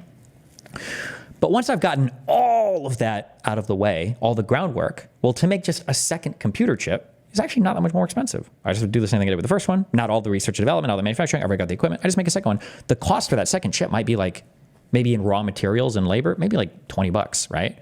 Okay, well, hold on. If I can make two, I don't have to sell them at $500 million anymore. I can sell them at like $250 million. And if I make 5, I can only sell them at $100 million. And if I make 100, I only sell them at $5 million, right? So as you create more and more and more and more and more products, more and more, this is what marginal cost is. To make the next thing is a lot cheaper than it costs to make the first thing. This is also true when it comes to pharmaceuticals, okay? Once you've done the research here, okay, you can price your thing out in a way that you will make all the money back over time, basically depending upon how much you expect to sell. Okay, now, for all of that to be said, I don't know if I brought up what I was going to bring this back to, but there is something that's called regional pricing that irritates a lot of customers because, again, like I said, price discrimination feels bad. So for instance, let's say that I make a video game and I know that in the United States, video game markets will support $60 to $150 a game, depending on the size and the DLC or whatever, right? I know I can sell a game for 60 bucks in the US markets, okay? And I make that product, I do all the R&D, I do everything here, okay? Boom, now I sell this game at $60 each. Let's say that I look at another country and I look at like, I don't know, Eastern European countries maybe spend less or don't have as much disposable income, or like a Middle Eastern country or African country, South American country. And I know that their markets, they can't afford $60 games, but they will pay $10 for a game. Well, my marginal cost of creating another game is literally just copying and pasting the data. Maybe there's a little bit of money spent on localization, but for the most part, all the huge R&D is basically done. I can afford to sell in that market for $10 a pop.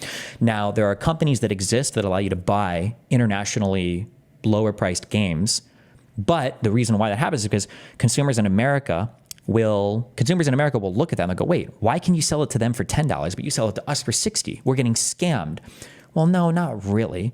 What's happening is you have to pay $60 because that makes it profitable for this company. They could also sell it in other markets, though, for a lot cheaper because that's the only thing that market can afford. If you wanted to get rid of regional pricing and just make it so that everybody pays the same, you're not going to start paying $10 in this market. They're just only going to list it for $60 in that other market, and now their ability to even buy that game completely goes away because now that market won't be able to afford it as much. But yeah. But this concept of, this is called marginal utility, or maybe just marginal something. Like, I don't know if this would be considered marginal utility or marginal cost or marginal price. It's marginal something. This is what marginal means when they talk about the next good that you produce. The next thing that you manufacture is not going to cost anywhere near as much as the first thing that you manufactured. So are U.S. buyers sort of subsidizing these poorer countries to get cheaper games? Yes, and that works for drugs as well, for research and development. This is why sometimes, so two things. This is why it's dumb when people say, this is why it's dumb when people say like, why the fuck is it that they get these drugs for so much cheaper? Well, because their market can't afford it anymore. If you charge more for it, they just won't buy it. But we've already done all the R&D in our market. A lot of it is subsidized heavily by our customers, basically. So that's why drugs might be cheaper in some countries than other countries. So if you're like, well, that's bullshit. If they can afford $10 there, make it $10 here. Okay, well, then the drug just won't exist, or the software won't exist, or the thing won't exist, the product won't exist.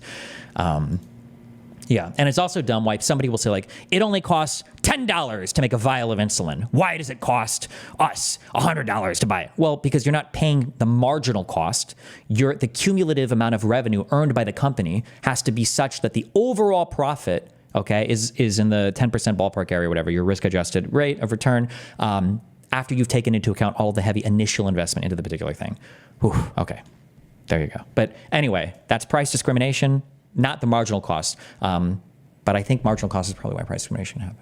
Kind of, yeah, because it makes marginal cost. But like, yeah, that's price discrimination is technically, it is real. It's not technically, it is real, and it is a good thing. But I think it feels really bad when it's visible to consumers. That feels bad, and people don't like it for that reason. It feels like, never mind, that's too complicated. But I was gonna say, it feels like there's surplus value that's being moved to the producer, which is strictly kind of true, but it's just the surplus value they should be expected to collect anyway for manufacturing greater service now that you're being like massively ripped off. But it doesn't matter. Okay, don't care. All right, anyway, Spirit Airlines. The most revenue we can so we can be profitable as an airline. If we're not profitable as actually we have costs, and there's costs out there, and we have to make sure that we're above the cost line in order to make sure that we can run a profitable entity. Yeah, I got it. No, I got it. Is this the main reason U.S. drug prices are so much higher? We just do the R&D. Typically, it's because a lot of R&D goes into the particular thing, yeah. I don't want to get into like a huge fucking thing on pharmaceuticals or whatever, but like, I'll just do this real quick. Destiny, but all the R&D for insulin has been long completed for years, right? So it would make sense to knock the price down. If you want to buy older insulin that has been already done, the patents for all of it, it's cheap and it's available. You can go and buy that. It sucks, okay? The insulin that we have today, when people are like, they released the patent on that in the year 1200, whatever, right? That insulin sucks shit. If you want to use it, you can. You'll probably die in 20 years after using it. It's dog shit. The synthetic analogs that are created today for insulin are far more sophisticated. They're far better for you. They have far better outcomes. There's a reason why we heavily favor the synthetic analogs of insulin that are produced today rather than the old dog shit pigsulin, okay, that used to exist where you would go on the fucking blood sugar roller coaster ride of hell until eventually you would get what do you call poisoning? Your stuff turns necrotic. There's probably a name. Wait, there's got to be a name for glucose poisoning. Neuropathy, I think, is the death of nerves, isn't it? Somopathy? It's somopathy. Hyperglycemia just means high blood sugar, but hyperglycemia leads to your body dying. Your shit is getting fried because your blood sugar is too high. Yeah. Ketoacidosis? I don't believe that's it. What is it called? What is diabetic neuropathy? Let's find out. Diabetic neuropathy is a type of nerve damage. High glucose can injure the nerves. Fuck. I don't know what the official name is for this, but.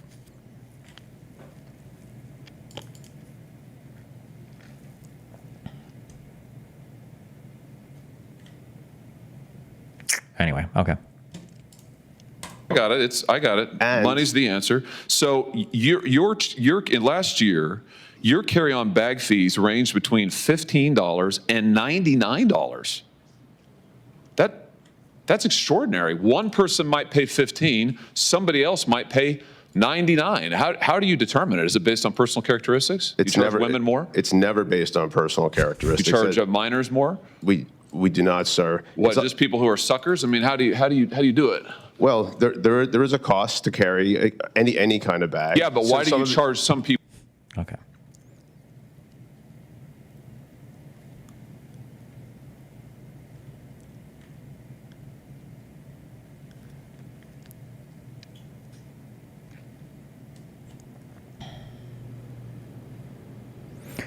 Do you know about the minor controversy of this woman's PhD thesis? It made many incels mad.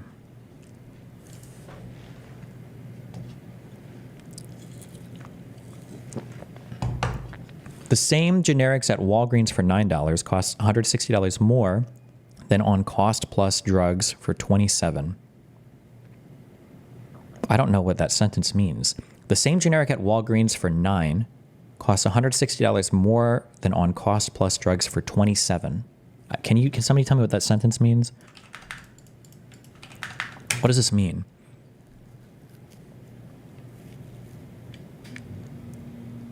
Cost plus drugs is a company. Yeah, I understand. Is he saying that cost plus drugs sells it for $27 or for $160? Or Destiny, I'm trying to convince myself that when you say that you hate customers in the working class, I just literally said 20 times that I don't hate the working class. I hate the middle class. I don't know how. That you're not actually talking about your audience, and I'm having trouble understanding what am I missing.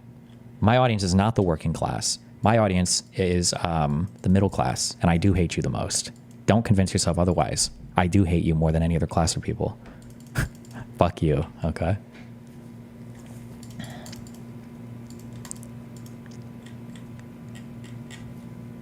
But thank you for your money. At Polished, he corrected himself. Destiny, the same generic at Walgreens for $9 costs... Oh, wait, my bad. That was a retarded sentence. It costs $180 for $9 at Walgreens, and on Cost Plus, it's $10 for $27. Are you talking about number of pills? I would have to check out your... I would have to see exactly what you're looking at. I'm only speaking in generalities when it comes to like pharmaceutical pricing and everything. When it comes to specifics of things across like particular markets and particular pharmacies and whatnot, that shit is unfathomably complicated to me. I truly don't know how any of that works. I can't tell. I don't know how any. I've already given my personal stories of like going to hospitals and shit. And you go to a hospital, you do labs, you pay in cash, or they send you like a random bill. I don't know why for like $10,000 like 2 months later, and you call them and they like forgive half or all of it. They don't. I have no. Or like anytime I go to Walgreens to buy my Vyvanse, they will they're like, oh, like get a coupon. It's like, I don't have a coupon. It's like, oh, look it up here. It's like, what's the point of a coupon if I'm looking it up on a thing? And then I'll look it up and they'll be like, oh, this coupon only saves you $2. But if you were to get 10 pills instead of 30 pills, it would save you like $20. I'm like, what? This sounds fucking retarded. I don't know how any of that works. I don't understand any of it. I don't know how any of that shit. That shit is a complicated nightmare roller coaster of bullshit. Holy fuck.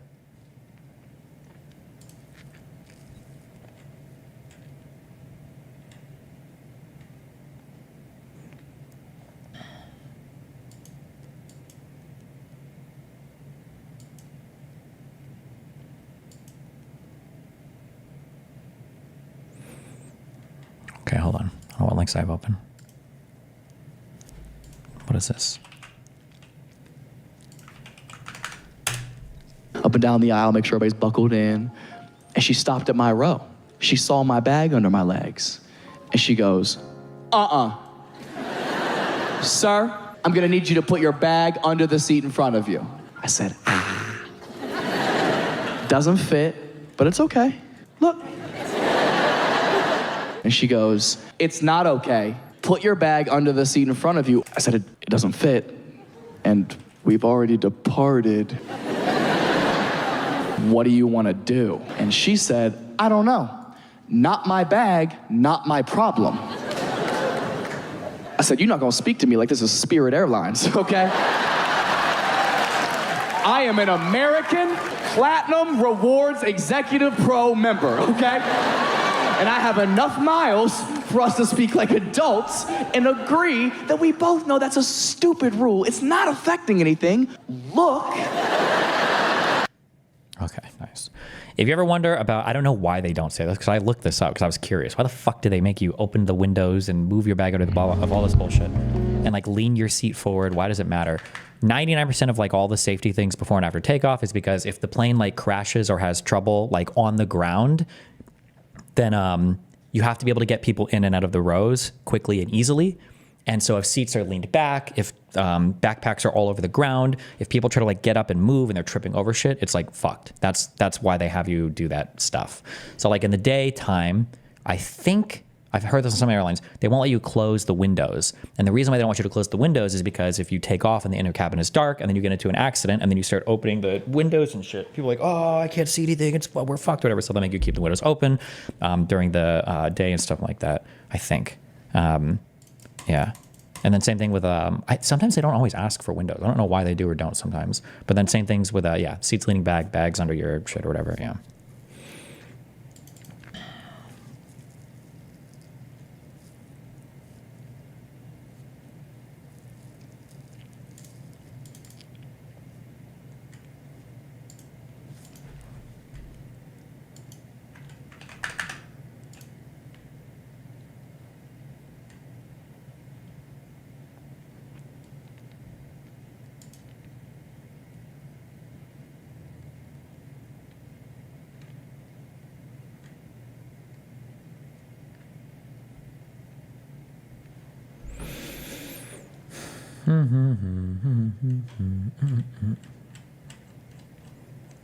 Why is that? I was linked to Financial Times article. I don't know why.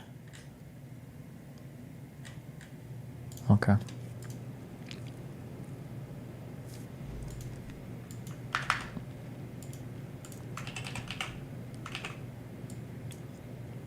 All right, what is this?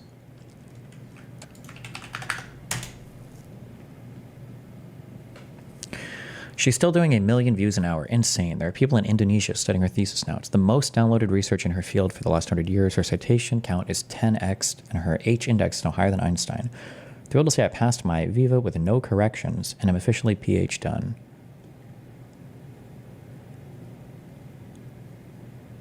Olfactory ethics, the politics of smell in modern and contemporary prose. That's the title of her PhD? What is it about? Since there is some confusion about the nature of my research, here is the abstract from each thesis, which I hope will provide more context for anyone interested in learning more about my work. This thesis studies how literature registers the importance of olfactory discourse, the language of smell, and the olfactory imagination. It creates and structures our social world. The broad aim of this thesis is to offer an intersectional and wide-ranging study of olfactory oppression by establishing the underlying logics that facilitate smell's application in creating and subverting gender, class, sexual, racial, and species power structures. Okay. I focus largely on prose fiction from the modern... Does prose necessarily mean... No, prose fiction. No, okay, never mind, it doesn't. Okay, she's specified. Prose fiction from the modern and contemporary periods so as to trace the legacy of olfactory prejudice into today and situate its contemporary relevance. I suggest that smell very often invokes identity in a way that signifies an individual's worth and status in an inarguable manner that short-circuits conscious reflection. This can be accounted for by acknowledging olfaction's strongly affective nature, which produces such strong bodily sensations and emotions that reflexivity is bypassed in favor of a behavioral or cognitive solution that assuages the intense feelings almost immediately. Wait. Knowledge, which produces such strong bodily sensations and emotions that reflexivity is bypassed. Wouldn't it be that reflexivity is what is happening rather than behavioral or cognitive situation? Or olfactory disgust, therefore, I don't know, maybe I just don't understand this. Olfactory disgust, therefore, tends to result in rejection, while harmful forms of olfactory desire may result in sublimation or subjugation. My thesis is particularly attentive to tensions and ambivalences that complicate the typically bifurcated affective spectrum of olfactory experiences, drawing attention to displeasurable olfactory relations that have socio-political utility. I argue that literary fiction is not only an arena in which olfactory logics can be instantiated, but also a laboratory in which possibilities for new kinds of relations and connections can be fostered and tested. Jesus. Chapter 1 explores how smell can be used to indicate class antipathies, partly as they relate to homelessness, beginning with George Orwell's seminal nonfiction text, The Road to Someplace, before considering Ian Sinclair's The Last London. Bong Joon-ho's Parasite. Oh yeah, I was going to say that came up in the movie Parasite. I explore fanatical, idealistic topic thinking that's frontal faction, which presents smell as fundamentally non-human.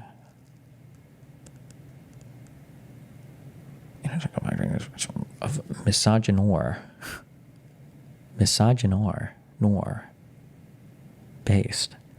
The coextensive anti-black racism misogyny that black women experience and considers. Okay. What is her this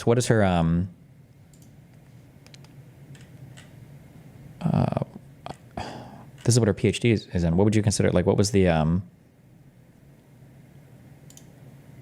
area of study, I guess? I don't know.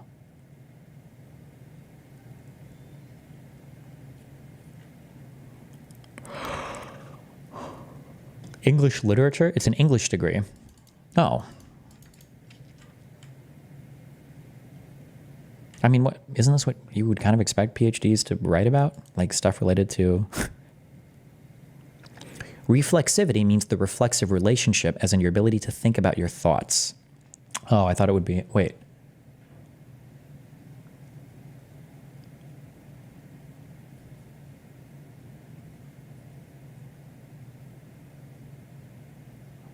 Okay.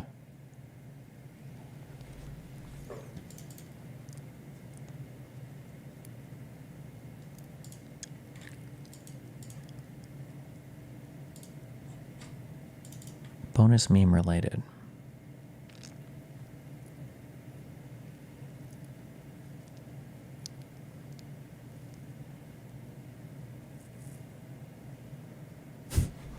Okay.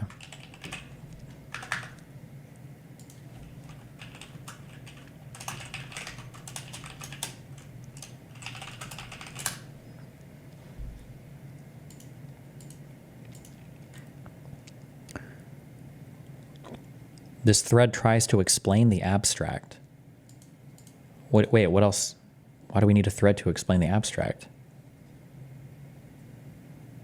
It just sounds like she's writing a paper exploring how, I guess, like the language of smell, and because our smelling sensation evokes, without even thinking about it, such strong feelings about things that in prose, in fiction, basically you can write a way about how a person smells or something like this, and you can evoke incredibly strong feelings in people, and then it's basically an analysis of how descriptions of smell in literature, I guess, can be used to implicate different types of class, sexual relationships, racial classes, or whatever. It sounds basically what it's about, right? Which is true. I mean, like it sounds. I guess it sounds like snooty, but I mean, it's a PhD in English. What else would we expect them to write about? I don't understand. What do we?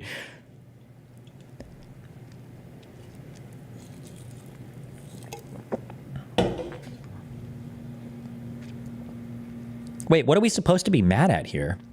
Tim Pool's reaction to her. Oh no.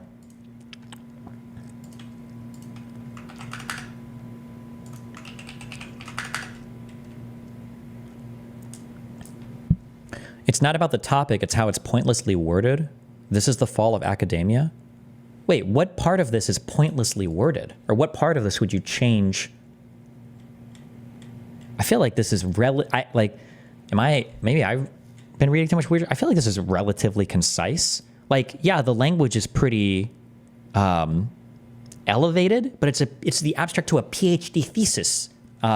This isn't probably meant for like publishing for like an ordinary human being to read, but I feel like this was a pretty concisely worded thing. Like, what part of this do you think is unnecessarily flowery or useless?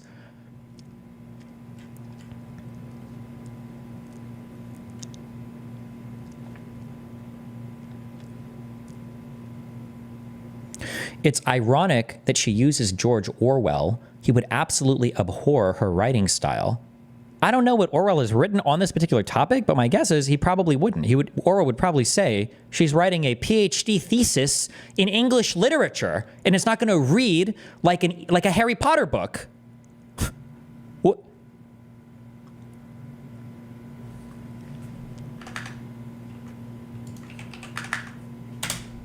Over this past holiday week, a story was taking the internet by storm. It's a story of a young woman who is saying with the smile on her... No, don't do this. Oh, God, I'm about to get super triggered, aren't I? Oh, boy. ...face that she got her PhD. She did it. No corrections. She made it. Now, why would this story go viral? Well, of course, there are many liberals claiming that it's because the internet is full of right-wing misogyny and they just don't like women scientists. The reality is that her thesis was called Olfactory Ethics, the Politics of Smell in Modern and Contemporary Prose. Yes, she literally wrote her thesis about how smells are racist. That's right. That because people smell things in fictional writing, let me clarify that, because there are descriptors of how people smell in fictional writing, it implies that people are racist to other people because they smell bad or something like that. No, it's a thing that people draw on. You know this. How many of you guys spent time on 4chan where the #1 insult against Indians are how they smell like curry? This is a thing that we all know intuitively to be true. Of course you can invoke these things. And then her abstract references, I don't know if she was just referencing a book or if this is a book before a movie, but this is brought up in fiction as well. Why am I even, this is such a stupid thing. Everybody knows this. This is one of the symbols that they use to illustrate that, like, there are inseparable differences between groups, or no matter how much you try to leave a certain background. I guess you can read this a different way, but that even in these people that are faking being rich, some of the servants are low class or whatever, people are trying to fake being upper class or whatever, they couldn't escape the smell of poverty. 똑같다. 둘이 냄새가 똑같아. 뭔 소리야? And it's funny because it's a child making the observation, right? Which I guess arguably furthers her thesis. It wouldn't surprise me actually if she literally written about this exactly in her book, in her thesis, that like a child knows this so so intuitively and so quickly that it is like even a child will make these connections between different types of people. 올라가긴 해. 제시카 쌤 기다리시잖아. 제시카 쌤한테서도 비슷한 냄새가 나는데? 아니 그럼 우리가 비누를 제각각 다른 걸로 써야 하나? 아버지. 저희 빨래 세제도 각자 다른 형으로 해야 되지 않을까요? 섬유유연제도 그렇고. 아니 그러면 빨래를 사람별로 다 따로따로 돌리란 말이야? 참나. 그게 아니라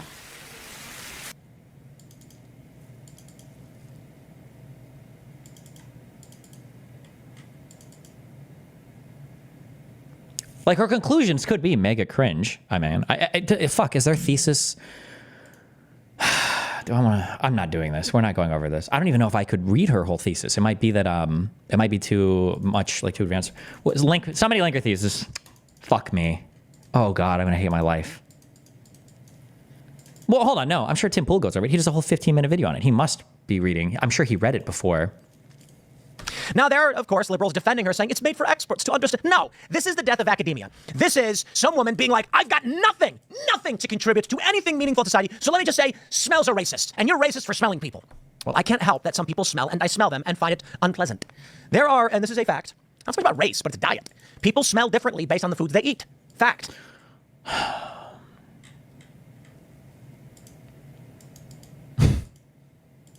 Like if you're on a keto diet, for instance, you may stink. What do they call it? Acetone breath. And then there are other diets that are, curry and other things. And this is, I don't know if it's urban legend because I'm not special force or whatever. But I've heard that when people are going military, are going to be embedded in a certain area, they will eat the diet of that area for a few weeks so that they don't. He literally, he's proving the point. What am I living in? I feel like I'm living in a clown world right now. Oh, fuck.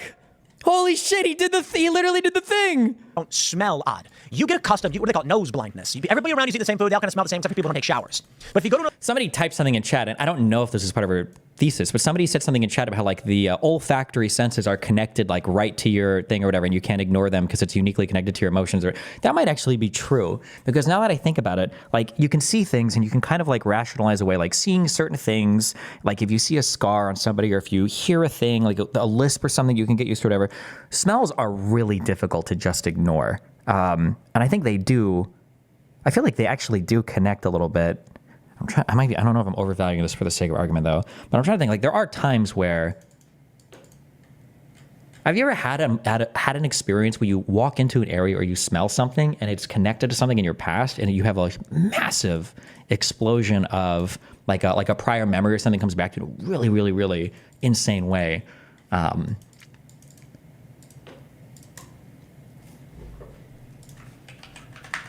maybe I don't know. Maybe there are other things like maybe in sight or whatever. Maybe you can see a thing, and maybe this happens as well. I'm not sure. I don't know.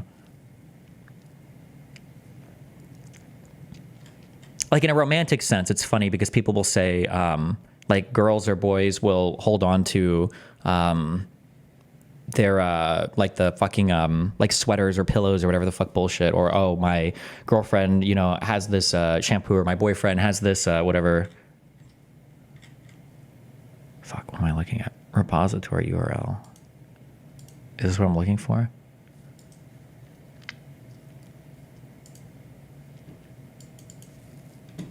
This content is currently under embargo. Okay. Another country where people are eating dramatically different things, you'll notice they smell different. And so this woman says it's racist. It's racist indeed. Okay, let's break this down. Let's talk about the absurdity of the modern condition. And we have this tweet from Homath.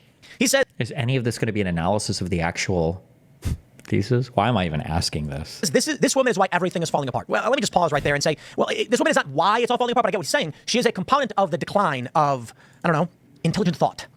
She's got the ultimate BS degree, a PhD about why describing smells is racist. Okay, he put it better than I did. I read the abstract for you. It's full of BS language, unnecessary big words, and pretentious sentence structure. She could have said the same thing simply, but she didn't want to. No. It's an abstract to a PhD thesis in English literature, okay? It's not written for a 2-minute Fox News article. Like, well, also, again, and I'll say this over and over again, you have to point out, I say this when people accuse me of this, like, oh, like that article that we've written where Hassan was accused of this, but he said that these were all taken out of context. Out of what context? Explain. Wait, what would you change? What would you change in this? Give some suggested corrections or whatever, right? What do you think? What part was unnecessary?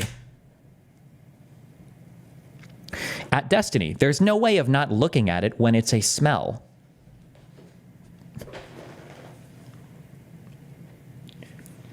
Do conservatives intentionally become more retarded to critique things that you don't like?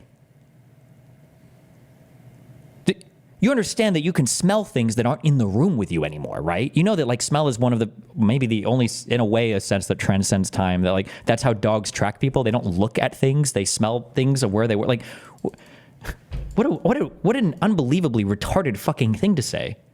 Holy shit. Olfactory memory network. Oh, this is a different paper. Don't care. Okay. Now look, the argument that's being made is that she used academic language, and that's written for experts because they are pretentious. We get it. And she if sometimes people are pretentious, but like which part of it? Assuages stood out to me as a bit over the top. Wait. This can be accounted for by acknowledging olfaction's strongly affective nature, which produces such strong bodily sensations and emotions that reflexivity is bypassed in favor of a behavioral or cognitive solution that assuages the intense feeling most immediately. What would you use here instead? Something to satisfy or make you feel okay about an intense feeling most immediately. Is what it, to assuage something means that, right? To like comfort or satisfy or to make feel okay about everything, right? I don't use this word too often. Yeah, to make an unpleasant feeling less intense. This is like this is a really good word. It's assuage, right? Assuage. Yeah. It's the perfect word for this sentence. What would you do it instead? What?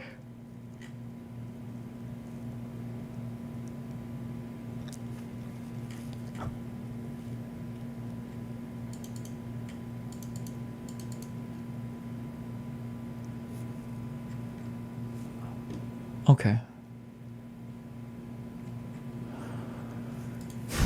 She responded with, I don't express my ideas like this to regular people, but it still is on point to say it is jargon garbled nonsense where these people who want to sound smarter than you try and talk a certain way.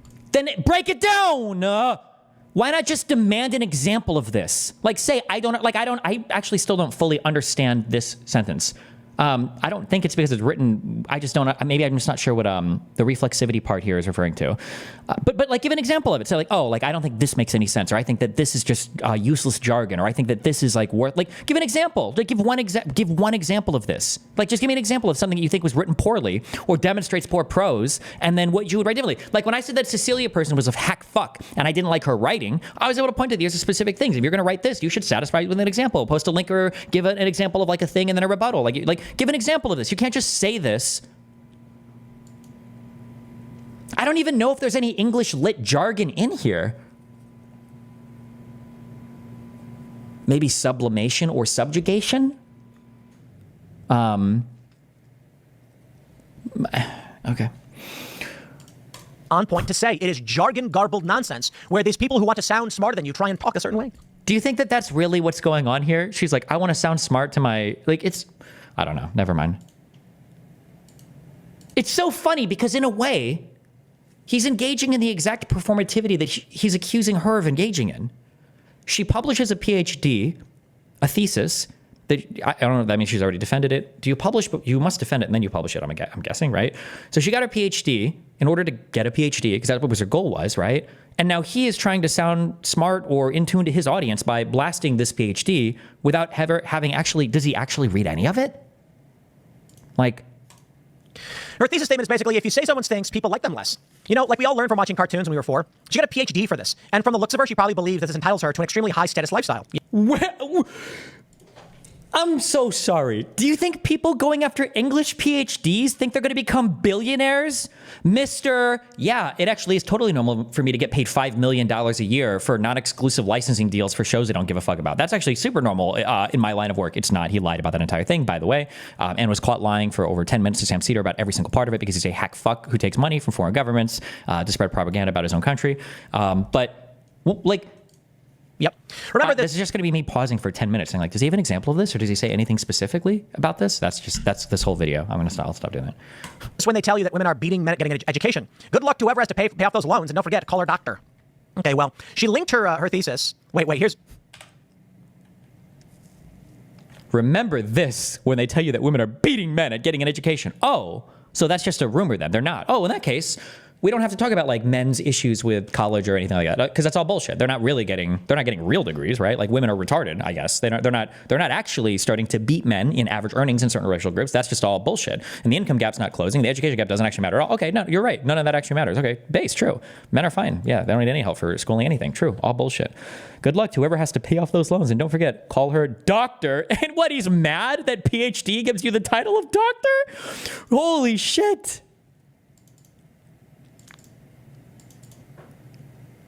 The hardest thing, the most flowery, I don't even want to call it flowery language. Maybe you can argue some things are flowery, but like PhD language is going to be pretty particular. It's a specific field. I don't know. All right. To whoever has to pay off those loans, and don't forget, call her doctor. Okay, well, she linked her thesis. Wait, here's a response. What did she say? The Law of Self-Defense said, to what extent was your PhD subsidized by taxpayers, and when do you plan demanding that middle-class Americans working trades pay off your student loans? And it says, I'm sorry, but like middle-class Americans working trades. What the fuck is that specific fucking demographic call out? How much of a tool are you? Like, I see that you just did an English PhD. Can you tell me how much second generation Hispanic plumbers in New York City are going to have to work to pay off your like, Jesus. The OP's photo clearly indicates that she did her PhD at the University of Cambridge, which is in the UK. Fair point. Yeah, I didn't say nothing about that. But I think we have her abstract in this Forbes article. There's a lot of nasty stuff there, for sure. I don't think anybody should be threatening her or whatever. But I'm going to read for you the abstract, because this is... Oh, cool. He's going to actually read the abstract. Okay, cool. Let's hear it. Let's hear his breakdown. All right. Oh, he's going to give... Thank God. I would have paid a lot of money. Thank you. And I get this content for free? What a great world we live in. All right. Culture war, my friends, and this abstract exemplifies academia is dead, education is fake. You've got to learn in the real world, do your own research, and figure out what is functional, because the institutions are corrupt and they have failed. The idea that the world is all about functionality and that should be the only thing that matters when you literally make 7 figures a year working in entertainment. You are the equivalent of a theater major. The topics that you discuss are all soft science, sociology based. You have never had a conversation of substance about engineering or any hard science in the history of your entire show. Everything that you do is soft science-based. How do you not understand that on your show, you do the equivalent of a gender studies degree when you talk about the red pill? You do the equivalent of a sociology degree when you talk about trouble between the classes. You do the equivalent of every type of a literature degree or of an arts degree when you talk about how Marvel movies have too much wokeness in them. Like, all of this is soft science culture shit, and that's all you do. You don't know anything about any hard science in your entire life, and you don't discuss any of it. How could you be so critical of people that pursue the same things in academia? What a stupid comment. Gee, like, at the very least, if this was like, it's the Tim Pool Astrophysics Hour, where we talk about the problematic natures of dark matter and the implications for the expansion of the universe, oh, fine. And you would be like, why do people waste time on this bullshit? Okay, that's fine. Motherfucker, you have a show called Culture War, and you're criticizing people that get English lit degrees? Anyway, abstract.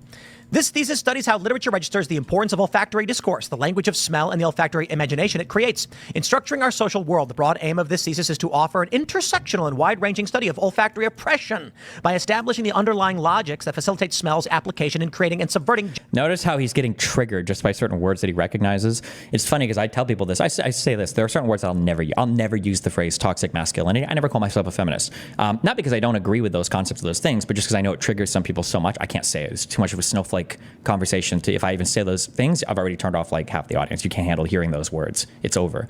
Toxic masculinity is like the N-word for white people. Like, as soon as you say it, like, the fucking warrior mode is on. It's like, ah! In structuring our social world, the broad aim of this thesis is to offer an intersectional and wide... Right, intersectional, that was a trigger word. And then oppression, that's a trigger word. Ranging study of olfactory oppression by establishing the underlying logics that facilitate smell's application in creating and subverting gender, class, sexual, racial, and species powered structures. Species! Lady, come on. Dogs smell like wet dog. Okay, we don't like it. Some people maybe do, I guess. She goes on to say, I focus largely on prose fiction from the modern and contemporary periods so as to trace the legacy of olfactory prejudice in today and situate its contemporary relevance. I suggest that smell very often invokes identity in a way that signifies an individual's worth and status in an inarguable manner. That short circuits conscious reflection. This can be accounted for by acknowledging olfactory. Like, why not? Is he criticizing any of? Is there a criticism for anything that's being said? Is there even anything he disagrees with here? By the way, olfaction's strongly effective nature in favor of a behavioral or cognitive solution that assuages the intense feeling most immediately. Olfactory disgust, therefore, tends to result in rejection, while harmful forms of olfactory desire may result in sublimation or subjugation. Seriously? Bifurcated affective spectrum of olfactory experiences, drawing attention to this displeasurable olfactory relations that have socio-political utility. I argue that literary fiction is not only an arena in which olfactory logics can be instantiated, but also a laboratory in which possibilities for new kinds of relations and connections can be fostered and tested. Chapter 1 explores how smell can be used to indicate class antipathies, partly as they relate to homelessness. Beginning with George Orwell's seminal nonfiction text, The Road to, Wigan Pier, before considering Lane Sinclair's The Last London and Bong Joon-ho's Parasite. In Chapter 2, I explore the fantastical, idealistic, and utopic thinking that surrounds olfaction, which presents smell as a fundamentally non-human by addressing J.M. Coetzee's Disgrace, Virginia Woolf's Flush. Ah, heavens me, I'm not reading the rest of this. In layman's terms, when people smell bad, it is used as a classist, gendered, sexual, racial, or species-related matter of oppression. Lord, help us. But you know what? This reaction is exactly what needs to happen. Now, I will stress, the people that are saying nasty things to this woman, like threats. So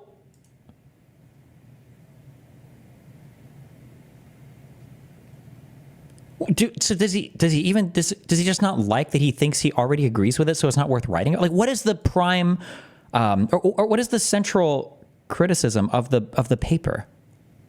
But you know what? This reaction is exactly what needs to happen. Now, I will stress, the people that are saying nasty things to this woman, like threats and stuff, like, dude, you are making things worse. And you also are an example of everything that's wrong. You've got the snooty, over-the-top, let me...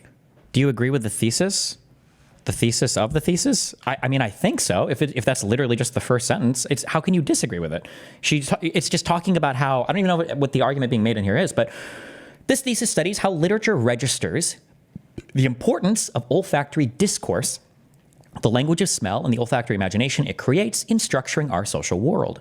So it sounds like it's just basically an analysis of how smells are used or described in fictional writing through history and how that can probably map onto societal understandings, expectations, discriminations, like, like good and bad opinions about different classes or groups of people throughout different societies. This is my guess. This is basically what it's talking about. There could be interesting things in this paper. It might be really boring. I don't really like English lit stuff that much. But I don't even know if you can disagree with that. Like, yeah. And then it probably, I don't know, then she does an analysis and her thesis of these different things, yeah.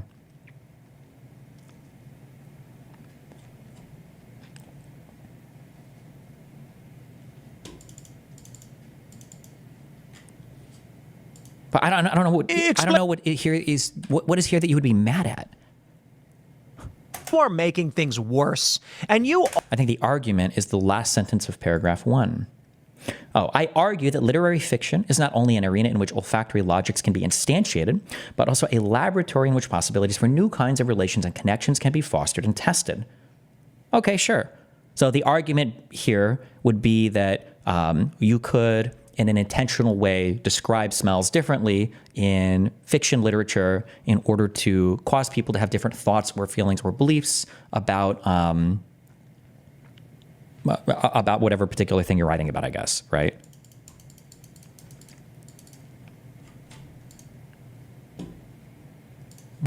Also are an example of everything that's wrong.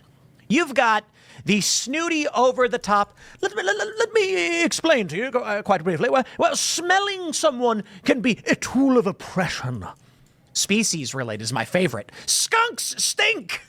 You stop oppressing the skunk. Stink bugs stink. They're intentionally smelly to make us not want to go near them. But I digress. It is the snooty elitism, where it's like, I'm smarter than you because I found out that smells are displeasant. Sure. But then you've got other people on the other side who are saying really nasty things to this woman, like saying that she should, like lose her life or something like. Isn't that just language in general, always filtered through some sort of bias, though? Why is it specifically centered around smell? Because that's what she's writing her thesis on. What do you mean? Why is anything around anything? Because that's what... Could you give an example of what a paper like this might be cited for? What a paper like this might be cited for? Fuck, I don't know. I don't do English literature. I mean, I could make shit up, or I have no clue. I don't know. I don't write studies or write PhD anything. I don't have any formal study at all in English literature. I imagine other people could probably source it or something, I guess.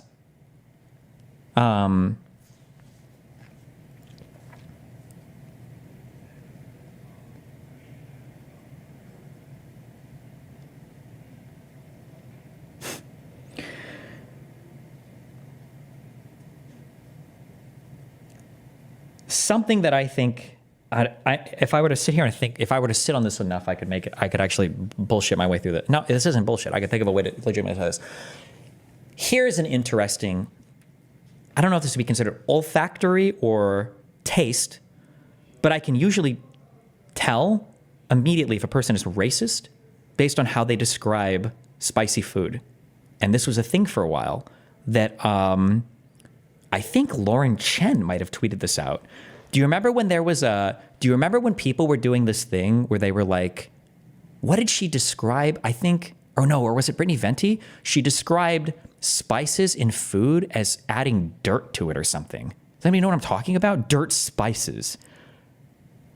That's like a very intentional invocation of olfactory, and I'm sure there's a smarter word for taste, sensation to evoke a feeling about a given group of people. It was Sydney Watson. I'm sorry, I mixed all the Nazi women up.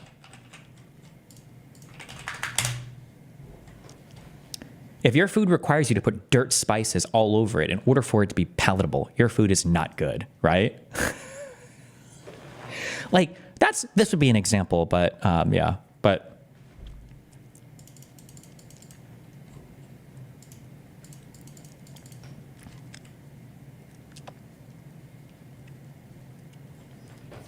Oh, she also, was she the same person who,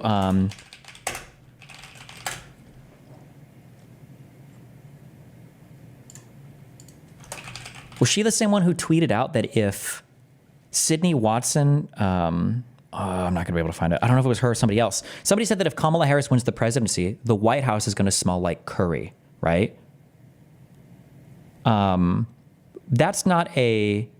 That's not just a, oh no, curry smell. That's an invocation of so many things. I don't know if I would just say racially, nationalistically, like intersectionally. Like, you're invoking so much there when you say that. Like, and everyone knows this, right? Obviously, you're not just saying like, oh no, like it's going to smell like a certain type of food. Was that Laura Loomer? You're invoking a lot there with sense of smell right here.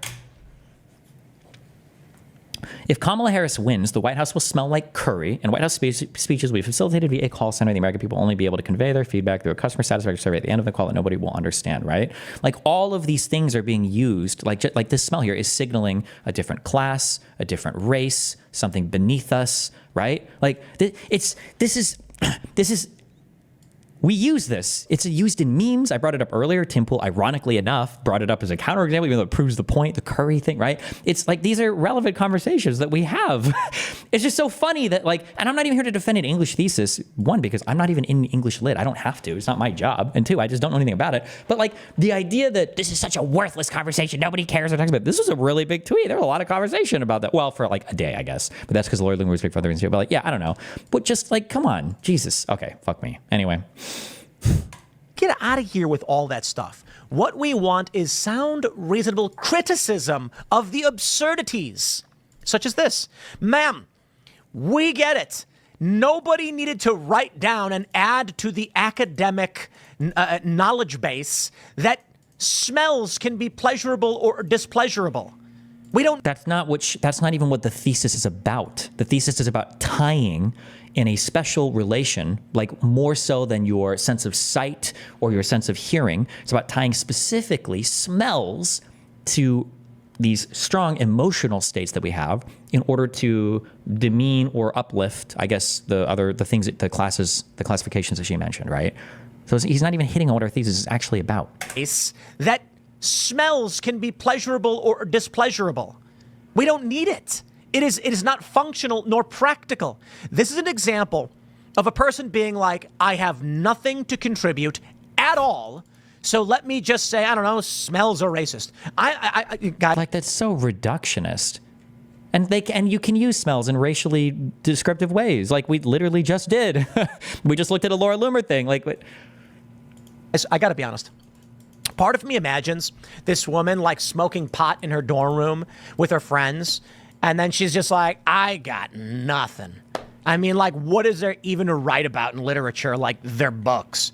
And then the friend is like, I bet you could just say things like, I don't know, white paper is racist because the white is greater than the black ink. And then she probably laughs like, dude, I'll just... No, then what happened was the guy's like, this weed is some skunk. And then she was like, oh, dude, I'm just going to write a thesis about how smells are racist. And they started laughing. And she was like, dude, I bet it'll work. I'll get a PhD. Watch. I would actually respect that tremendously if she came out and said, they actually gave me a PhD for this and chucked it into a fireplace. But no, she's serious. Is that what he does? Is that his thought process for topics that he's going to go over every day? Like, and this is the problem. You're going to spend money on these degrees. Look at this. Forbes says an unexpected post went viral over the weekend. In it, a University of Cambridge student shared the fact that she completed her PhD. The woman in question, Dr. Ali Lukes, celebrated finishing her thesis with an unassuming tweet that somehow caused outrage online. Have a look and see if you can decipher why. Here we go. Oh, it's because it's a woman. It's a picture of a woman. And it's because it's olfactory ethics. Because it's a woman. Line. Have a look and see if you can decipher why. Here we go. Oh, it's because it's a woman. It's a picture of a woman. And it's because it's olfactory ethics. It's funny because it's not even about actual smells. It's about descriptions of smells in fiction. Imagine if you could use descriptions of smells in order to evoke, like, strong feelings, right? Like, woman shows off shocking transformation after becoming transgender and identifying as a man. Like, what if I wanted to evoke like a strong feeling about like disgust here? Maybe if I read her thesis, maybe I would have new ways to like attack this person, right? Like rather than trying to write out some long thing, I could just say, oh, yes, ma'am, you are now disgusting. I feel like I can smell you through my phone. It's an odd thing to attack somebody for, unless you, what are we invoking here, right? What is being invoked here? That men smell a different way than women? Does she necessarily look unclean? Or is it just like he engages in this same thing, right? It's such a crazy, stupid angle of attack from him.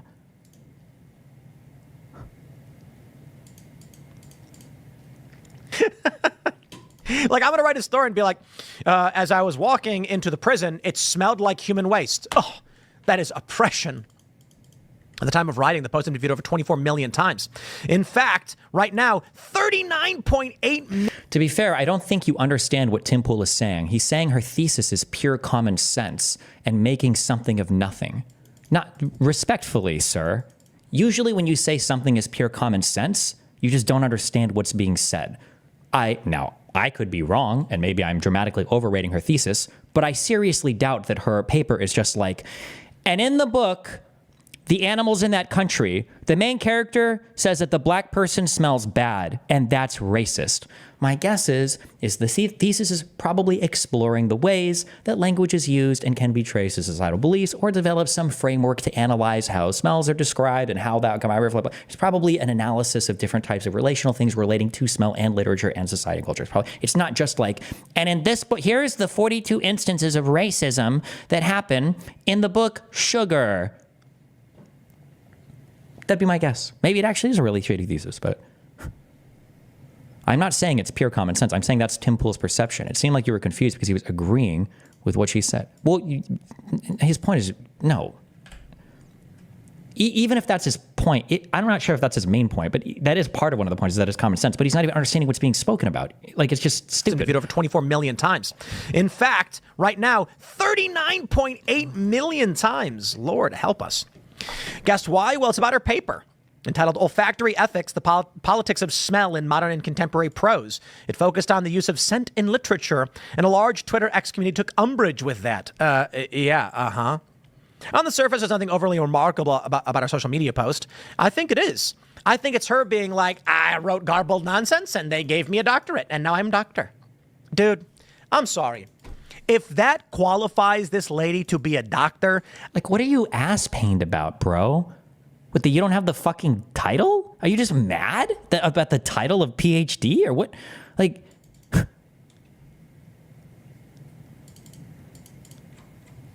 I got way more accolades that should make me a doctor. You know what? He is. Okay. He's just jealous. He's jelly. A doctor now. I have hereby decreed. And you too at home. I hereby decree you all to be doctors. Are you a plumber? How long have you been a plumber? Can you unclog a toilet effectively? Well, I give you hereby award the Timcast Media Honorary Doctorate Plumber. What's the point? You know, I made this point a long time ago. A bunch of my friends did. Because we were joking about how you could go online and buy fake degrees. And no one ever checks. It's stupid. So what's the point of going to school if they're going to give anyone a degree for anything? First of all, you don't get a degree for anything. Also, you just get a fake degree because no one checks. Isn't she literally a professor at Columbia now? Or did I make that up? I thought I just read that somewhere. So my guess is they probably check. Now, me personally, I have developed several technologies and methodologies in media. In fact, I and my cohorts were the first ever to use aerial drones for media broadcasting and news coverage. Fact. I and my cohorts were the first to do a live video broadcast via aerial drone. That's right. Okay, so go write a paper about it. I mean, like, what? Did you document any part of this, or did you write up anything about this to make the information more accessible to any other person? Did you detail or catalog any part of this process to contribute to the overall body of knowledge of broadcasting or drone usage or live stream or anything else? Or did you just do a thing, right? If you're not going to write about it, you're not going to have a paper about it, and you're not going to have a, like, what? Right. For this, I was brought on by a university, and which was sponsored by a government agency, as well as a media corporation, to go down and select the first ever drone testing site. And I did. No one really showed up. It was me and like one guy from the AP, but that's all true. I'm not kidding about that stuff. So back in 2011, during Occupy Wall Street, some friends and I, we took an AR Parrot drone, which could broadcast video from the drone to your phone, and we simply hacked it to broadcast that signal right over the internet, and we used it during an Occupy Wall Street protest. It was very cool. I don't have a degree. I don't even believe him. I bet he didn't do this. I just don't believe anything he says. I have a high school diploma. I don't have a doctorate. And you know what? Now, normally I wouldn't say, I'd be like, I'm not going to humble brag, but I want to stress this. Having done that, who is more deserving of a doctorate? Me or this lady who says describing smells is racist?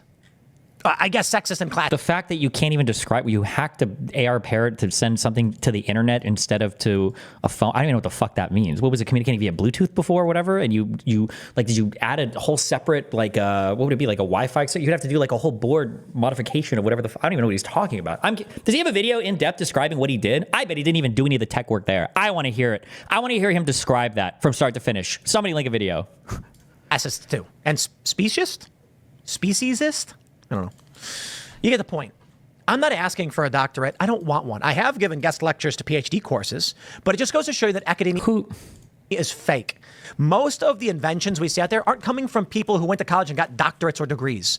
If you look at the average... What do you mean? She's not going to be inventing things as an English literature major. That's not her job. We have different things that we do in society that have different values for different reasons. Billionaire? College dropout billionaires tend to have substantially more money than college than billionaires with doctorates or degrees. What an unbelievably fucking weird what an insane cohort. One, I don't even know if that's true. Elon, oh wait, and he's saying PhD in particular. I don't even know how many billionaire type things he would even get a PhD for. But like Elon Musk didn't he finish college? Fuck. Did he have a degree in something? Am I making this up? 2 bachelors. He has 2 degrees. He's not even leaving any for the rest of us.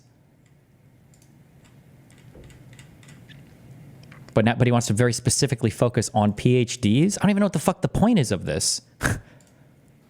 You look at Microsoft, you look at Apple. Bill Gates and Tim Apple, I'm kidding, Steve Jobs, we get it.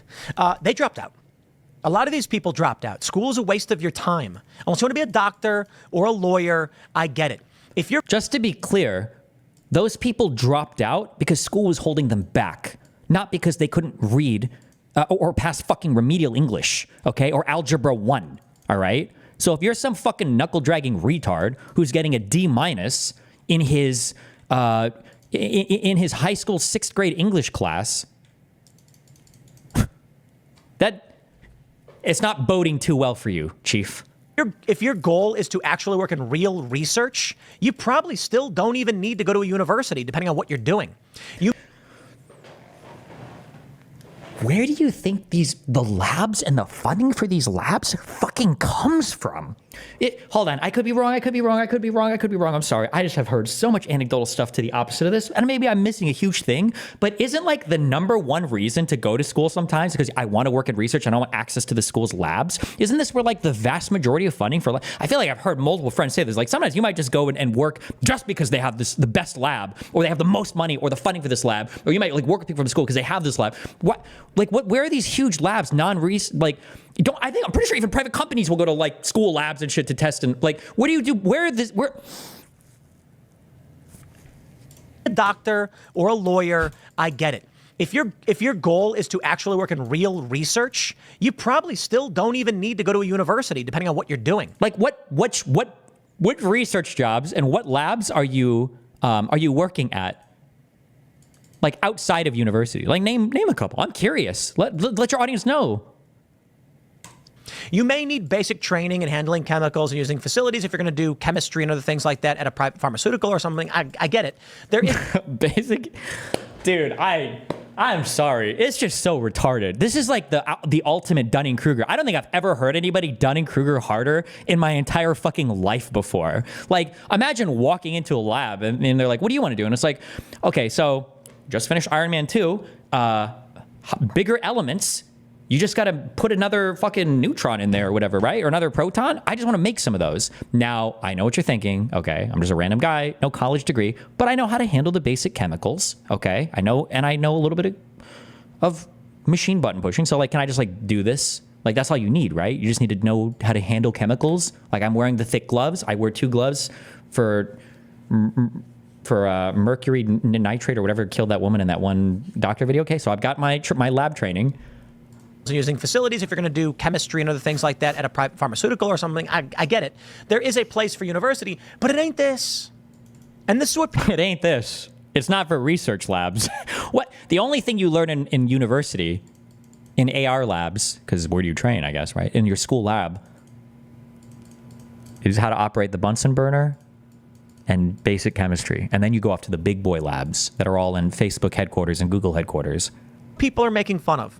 Now, a lot of them are getting their facts wrong. That's fine. Nobody should be threatening this lady, but she exemplifies the failures of modern academic institutions.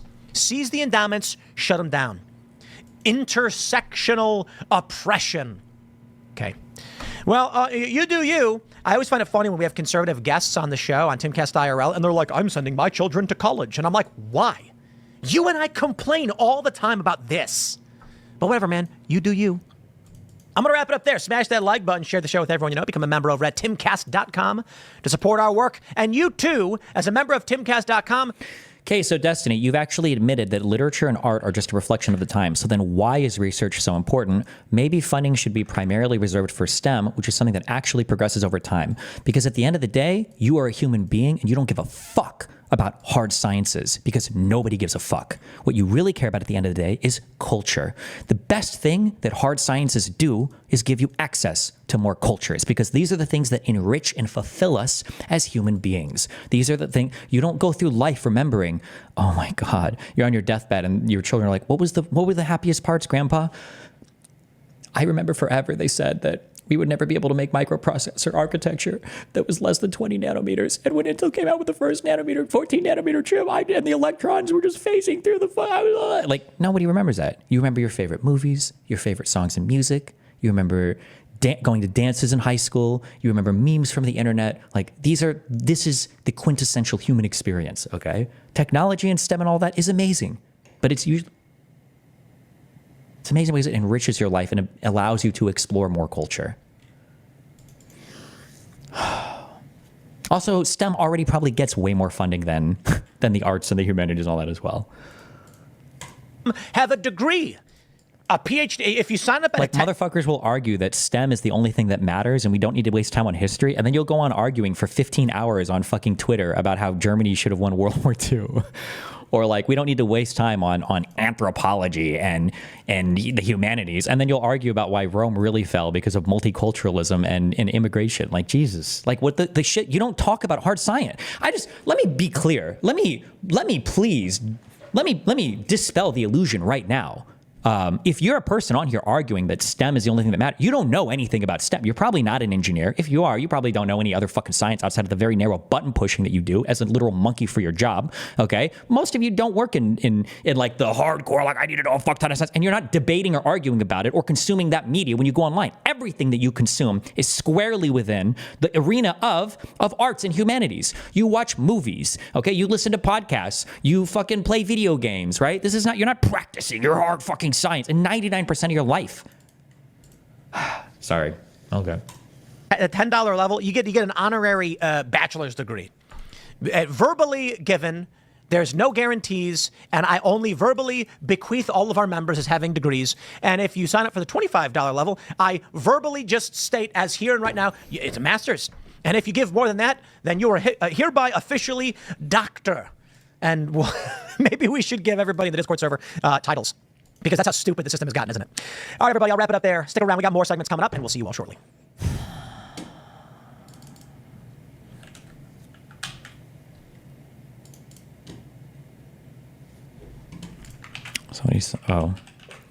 Short Fat Otaku said. Great. And Tim, you left school at 14? Yeah. And then just... Yeah, I was out of high school for like 2 months. You're just like, I can't, I'm done. Oh, it's the stupidest waste of time.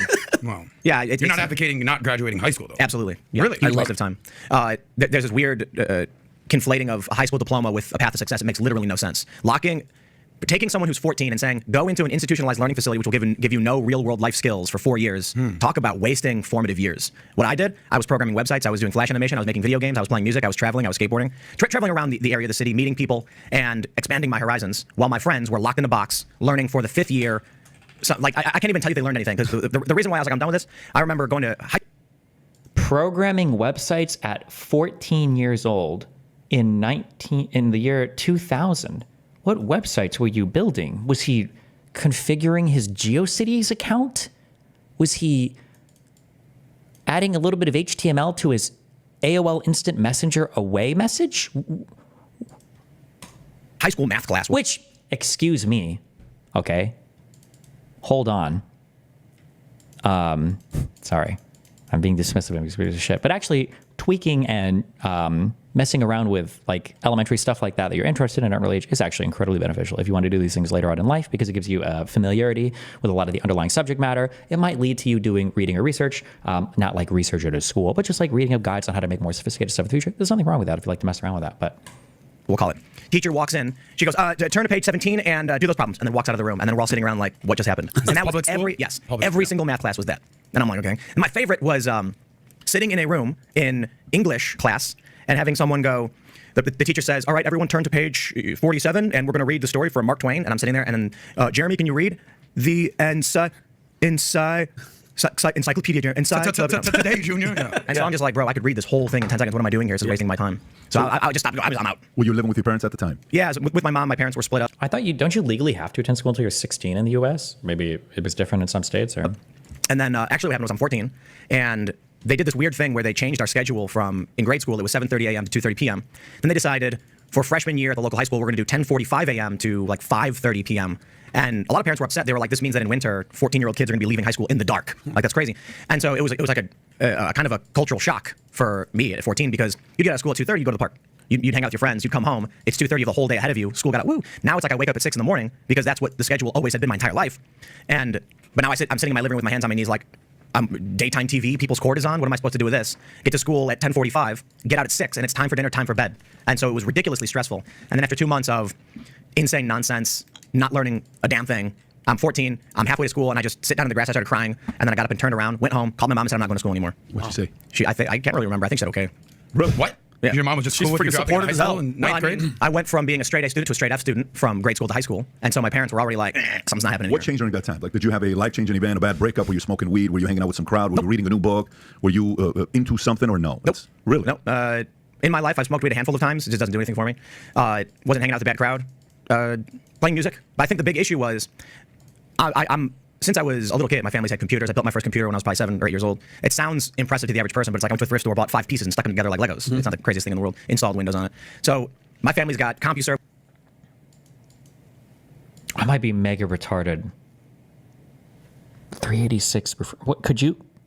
Could you even buy computer parts when he was 7 years old? I'm trying to think when I put, like, in the days of before the Celeron. Could you even buy, maybe you could, in the year. It would have been in the year 1992.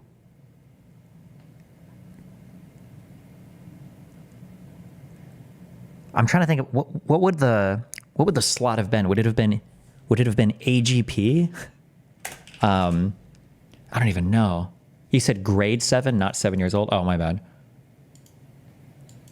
Okay, maybe, yeah. I don't know. We've got AOL. I'm online. I'm reading about the president. I'm reading about the world. This is Clinton at this point, or Bush? This was, I think this was Bush. Yeah, this is shortly after 9/11, I think. How many? Damn.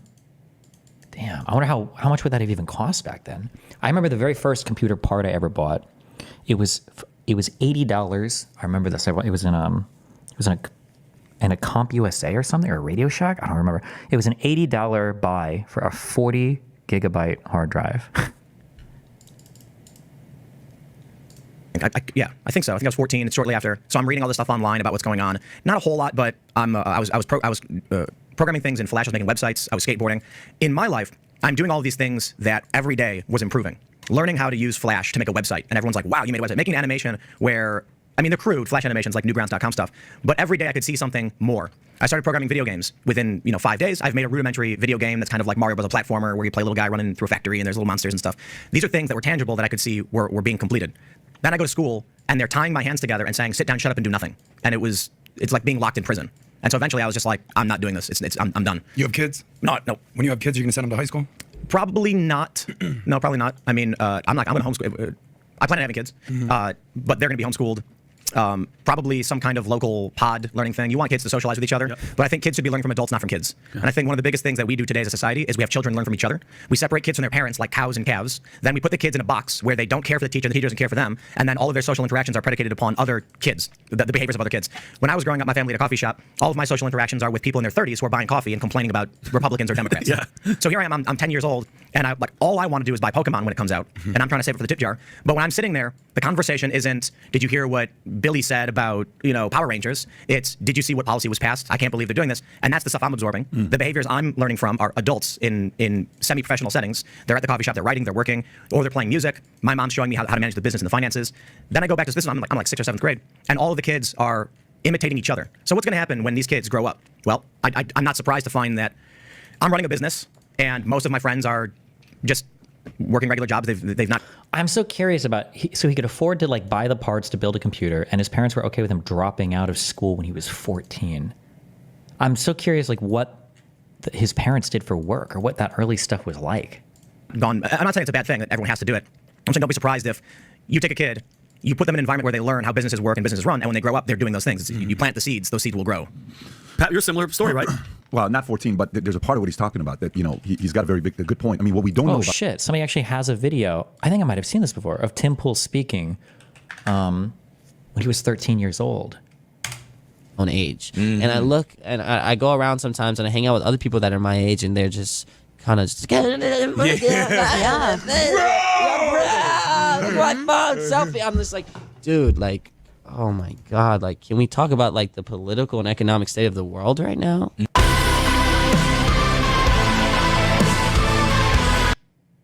About is the following. Tim, how old are you? 86 is what? So 37. So you're 37. Okay, so we don't know what it is to be 14 today. Like, think about it. We don't know what it is to be 14 today, and how you're fed stuff, and how you view the world when you're talking about you're in high school and you're going through it, and we were at AOL chat. Like, I'm thinking 1994 was AOL chat. If a friend of you was on AOL chat, hey, meet me in this room, and you would go, and I was like, oh my God, turn on the AOL chat. You wait like a couple minutes. So things in journalism is changing in a very different way. Think about today's Tim Pool. Tim at 14 years old today. What is that kid doing today? Wow. What route is he taking? What's pissing him off? What journey is he going to be going through? Where 20 years from now, the next Tim Pool you're sitting, and he's telling us about what it's like to be 14 in 2023, and we have to sit there and watch it. I got an 11-year-old, 9-year-old, 6-year-old, and a almost 2-year-old in a month, and I talk to them and ask them, so what do you learn in school about politics? What do you think about this? What do you think about that? And with Tico, he can have a full-blown conversation with you at 11. Yeah. He wants to have that conversation. Dylan wants to talk Patrick Mahomes. Dylan wants to talk sports. He's a sports guy. But it's going to be interesting to see what happens next 20 years with this. So even with you, like, you interview a lot of people. You're in the streets. They contact you. I'm assuming a lot of the 14-year-olds and 15-year-olds today that could be the next Tim Pools probably look up to you. They see what you did. Maybe some of them are watching the next citizen journalist. What do you think is going to happen with how citizen journalism is going to evolve over the next 5, 10, 15, 20 years? Well, so it depends on your definition of citizen journalism. The original definition was when an act of journalism was undertaken by a citizen. So when they started calling me a citizen journalist, it was an act of derision to separate me from the corporate press. Citizen journalism was a guy's walking his dog down the street. When he sees a burning building, he pulls out his phone, he films it, and then uploads it to Twitter. He never thinks twice. He carries on his day, and then CBS says, can we use this footage? What they did was they took a professional or independent journalist like me and many others who specifically bought equipment, who make money doing this, who sell footage, and they said, you're just a citizen journalist. That way, when we would go to events, namely I'm speaking at an event, they had guys actually stand up and question. They had a panel of corporate journalists saying, citizen journalism. On today's the following. Here's a great thing. Remember that one song? It's Friday. Oh, I don't God, know. Worst song ever. Rebecca Black. Yeah, 8 million views. Yeah. I'm like, why am I even listening to this song? This is driving me insane. I'm listening to It's Friday. And then you're like, dude, look at the comments. It was like the worst dislike, thumbs down video ever on YouTube. She broke the record, and they interviewed her. 165 million views. How many? It's not going to show the thumbs down. That's what. If I were president and I say this, I will end the war in one day. It would take 24 hours. I know Zelensky well. I know Putin well. I would get that ended in a period of 24 hours. It would be easy. The deal would be easy. Do you agree with 100%. Tell me why. Trump's going to go to Putin and say, we are ending all support for the Ukrainians in this matter. Here's the concessions we're going to make. I imagine what people need to understand about what this... Why don't these people ever answer, if Trump could end the war in one day, why didn't he end it in 2017, 2018, 2019, and 2020?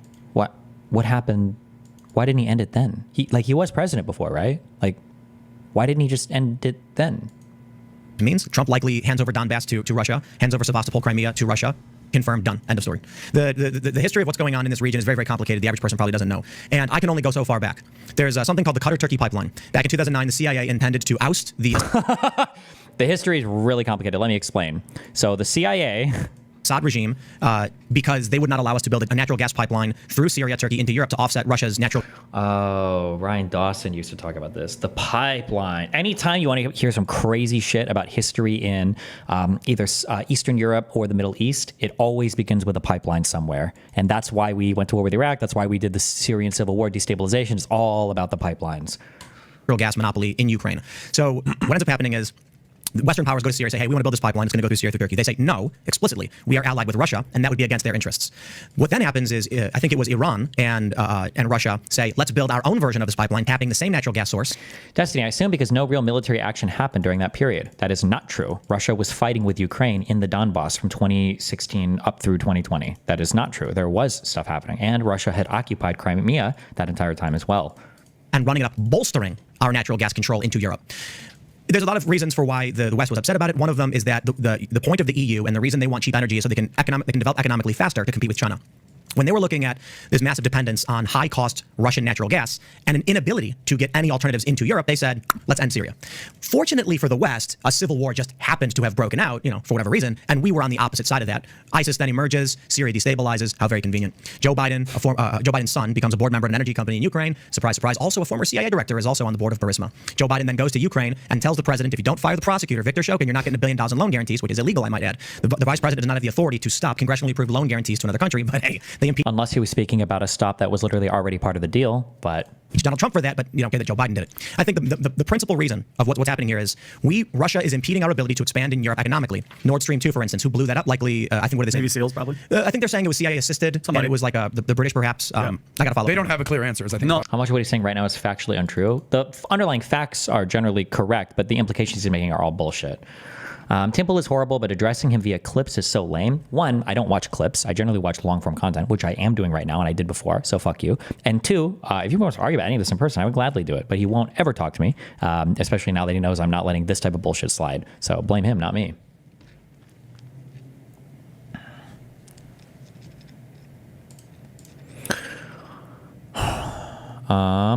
Okay. Listen, my sleep schedule is good now. I'm so fixed. Tomorrow I'm going to be here on time, and it's going to be amazing. And it's going to be so good for all of us little gups.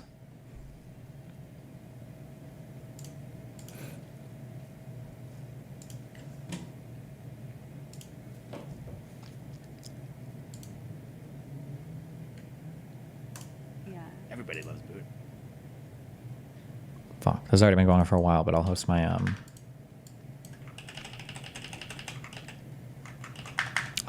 I spoke to people who came from Scientology. The lady, Jenna, her uncle is apparently the current leader of Scientology. Miss Cavage, Miss Cavage, I think is the last name. Oh, fuck, what was his first name? Fuck, I suck at names. But it was an interesting chat. Here, I'll host them. Oh, David Miscavige, yeah. This is his niece, is the lady I'm talking about. Okay. Have fun. We're going to cappuccino. Don't die.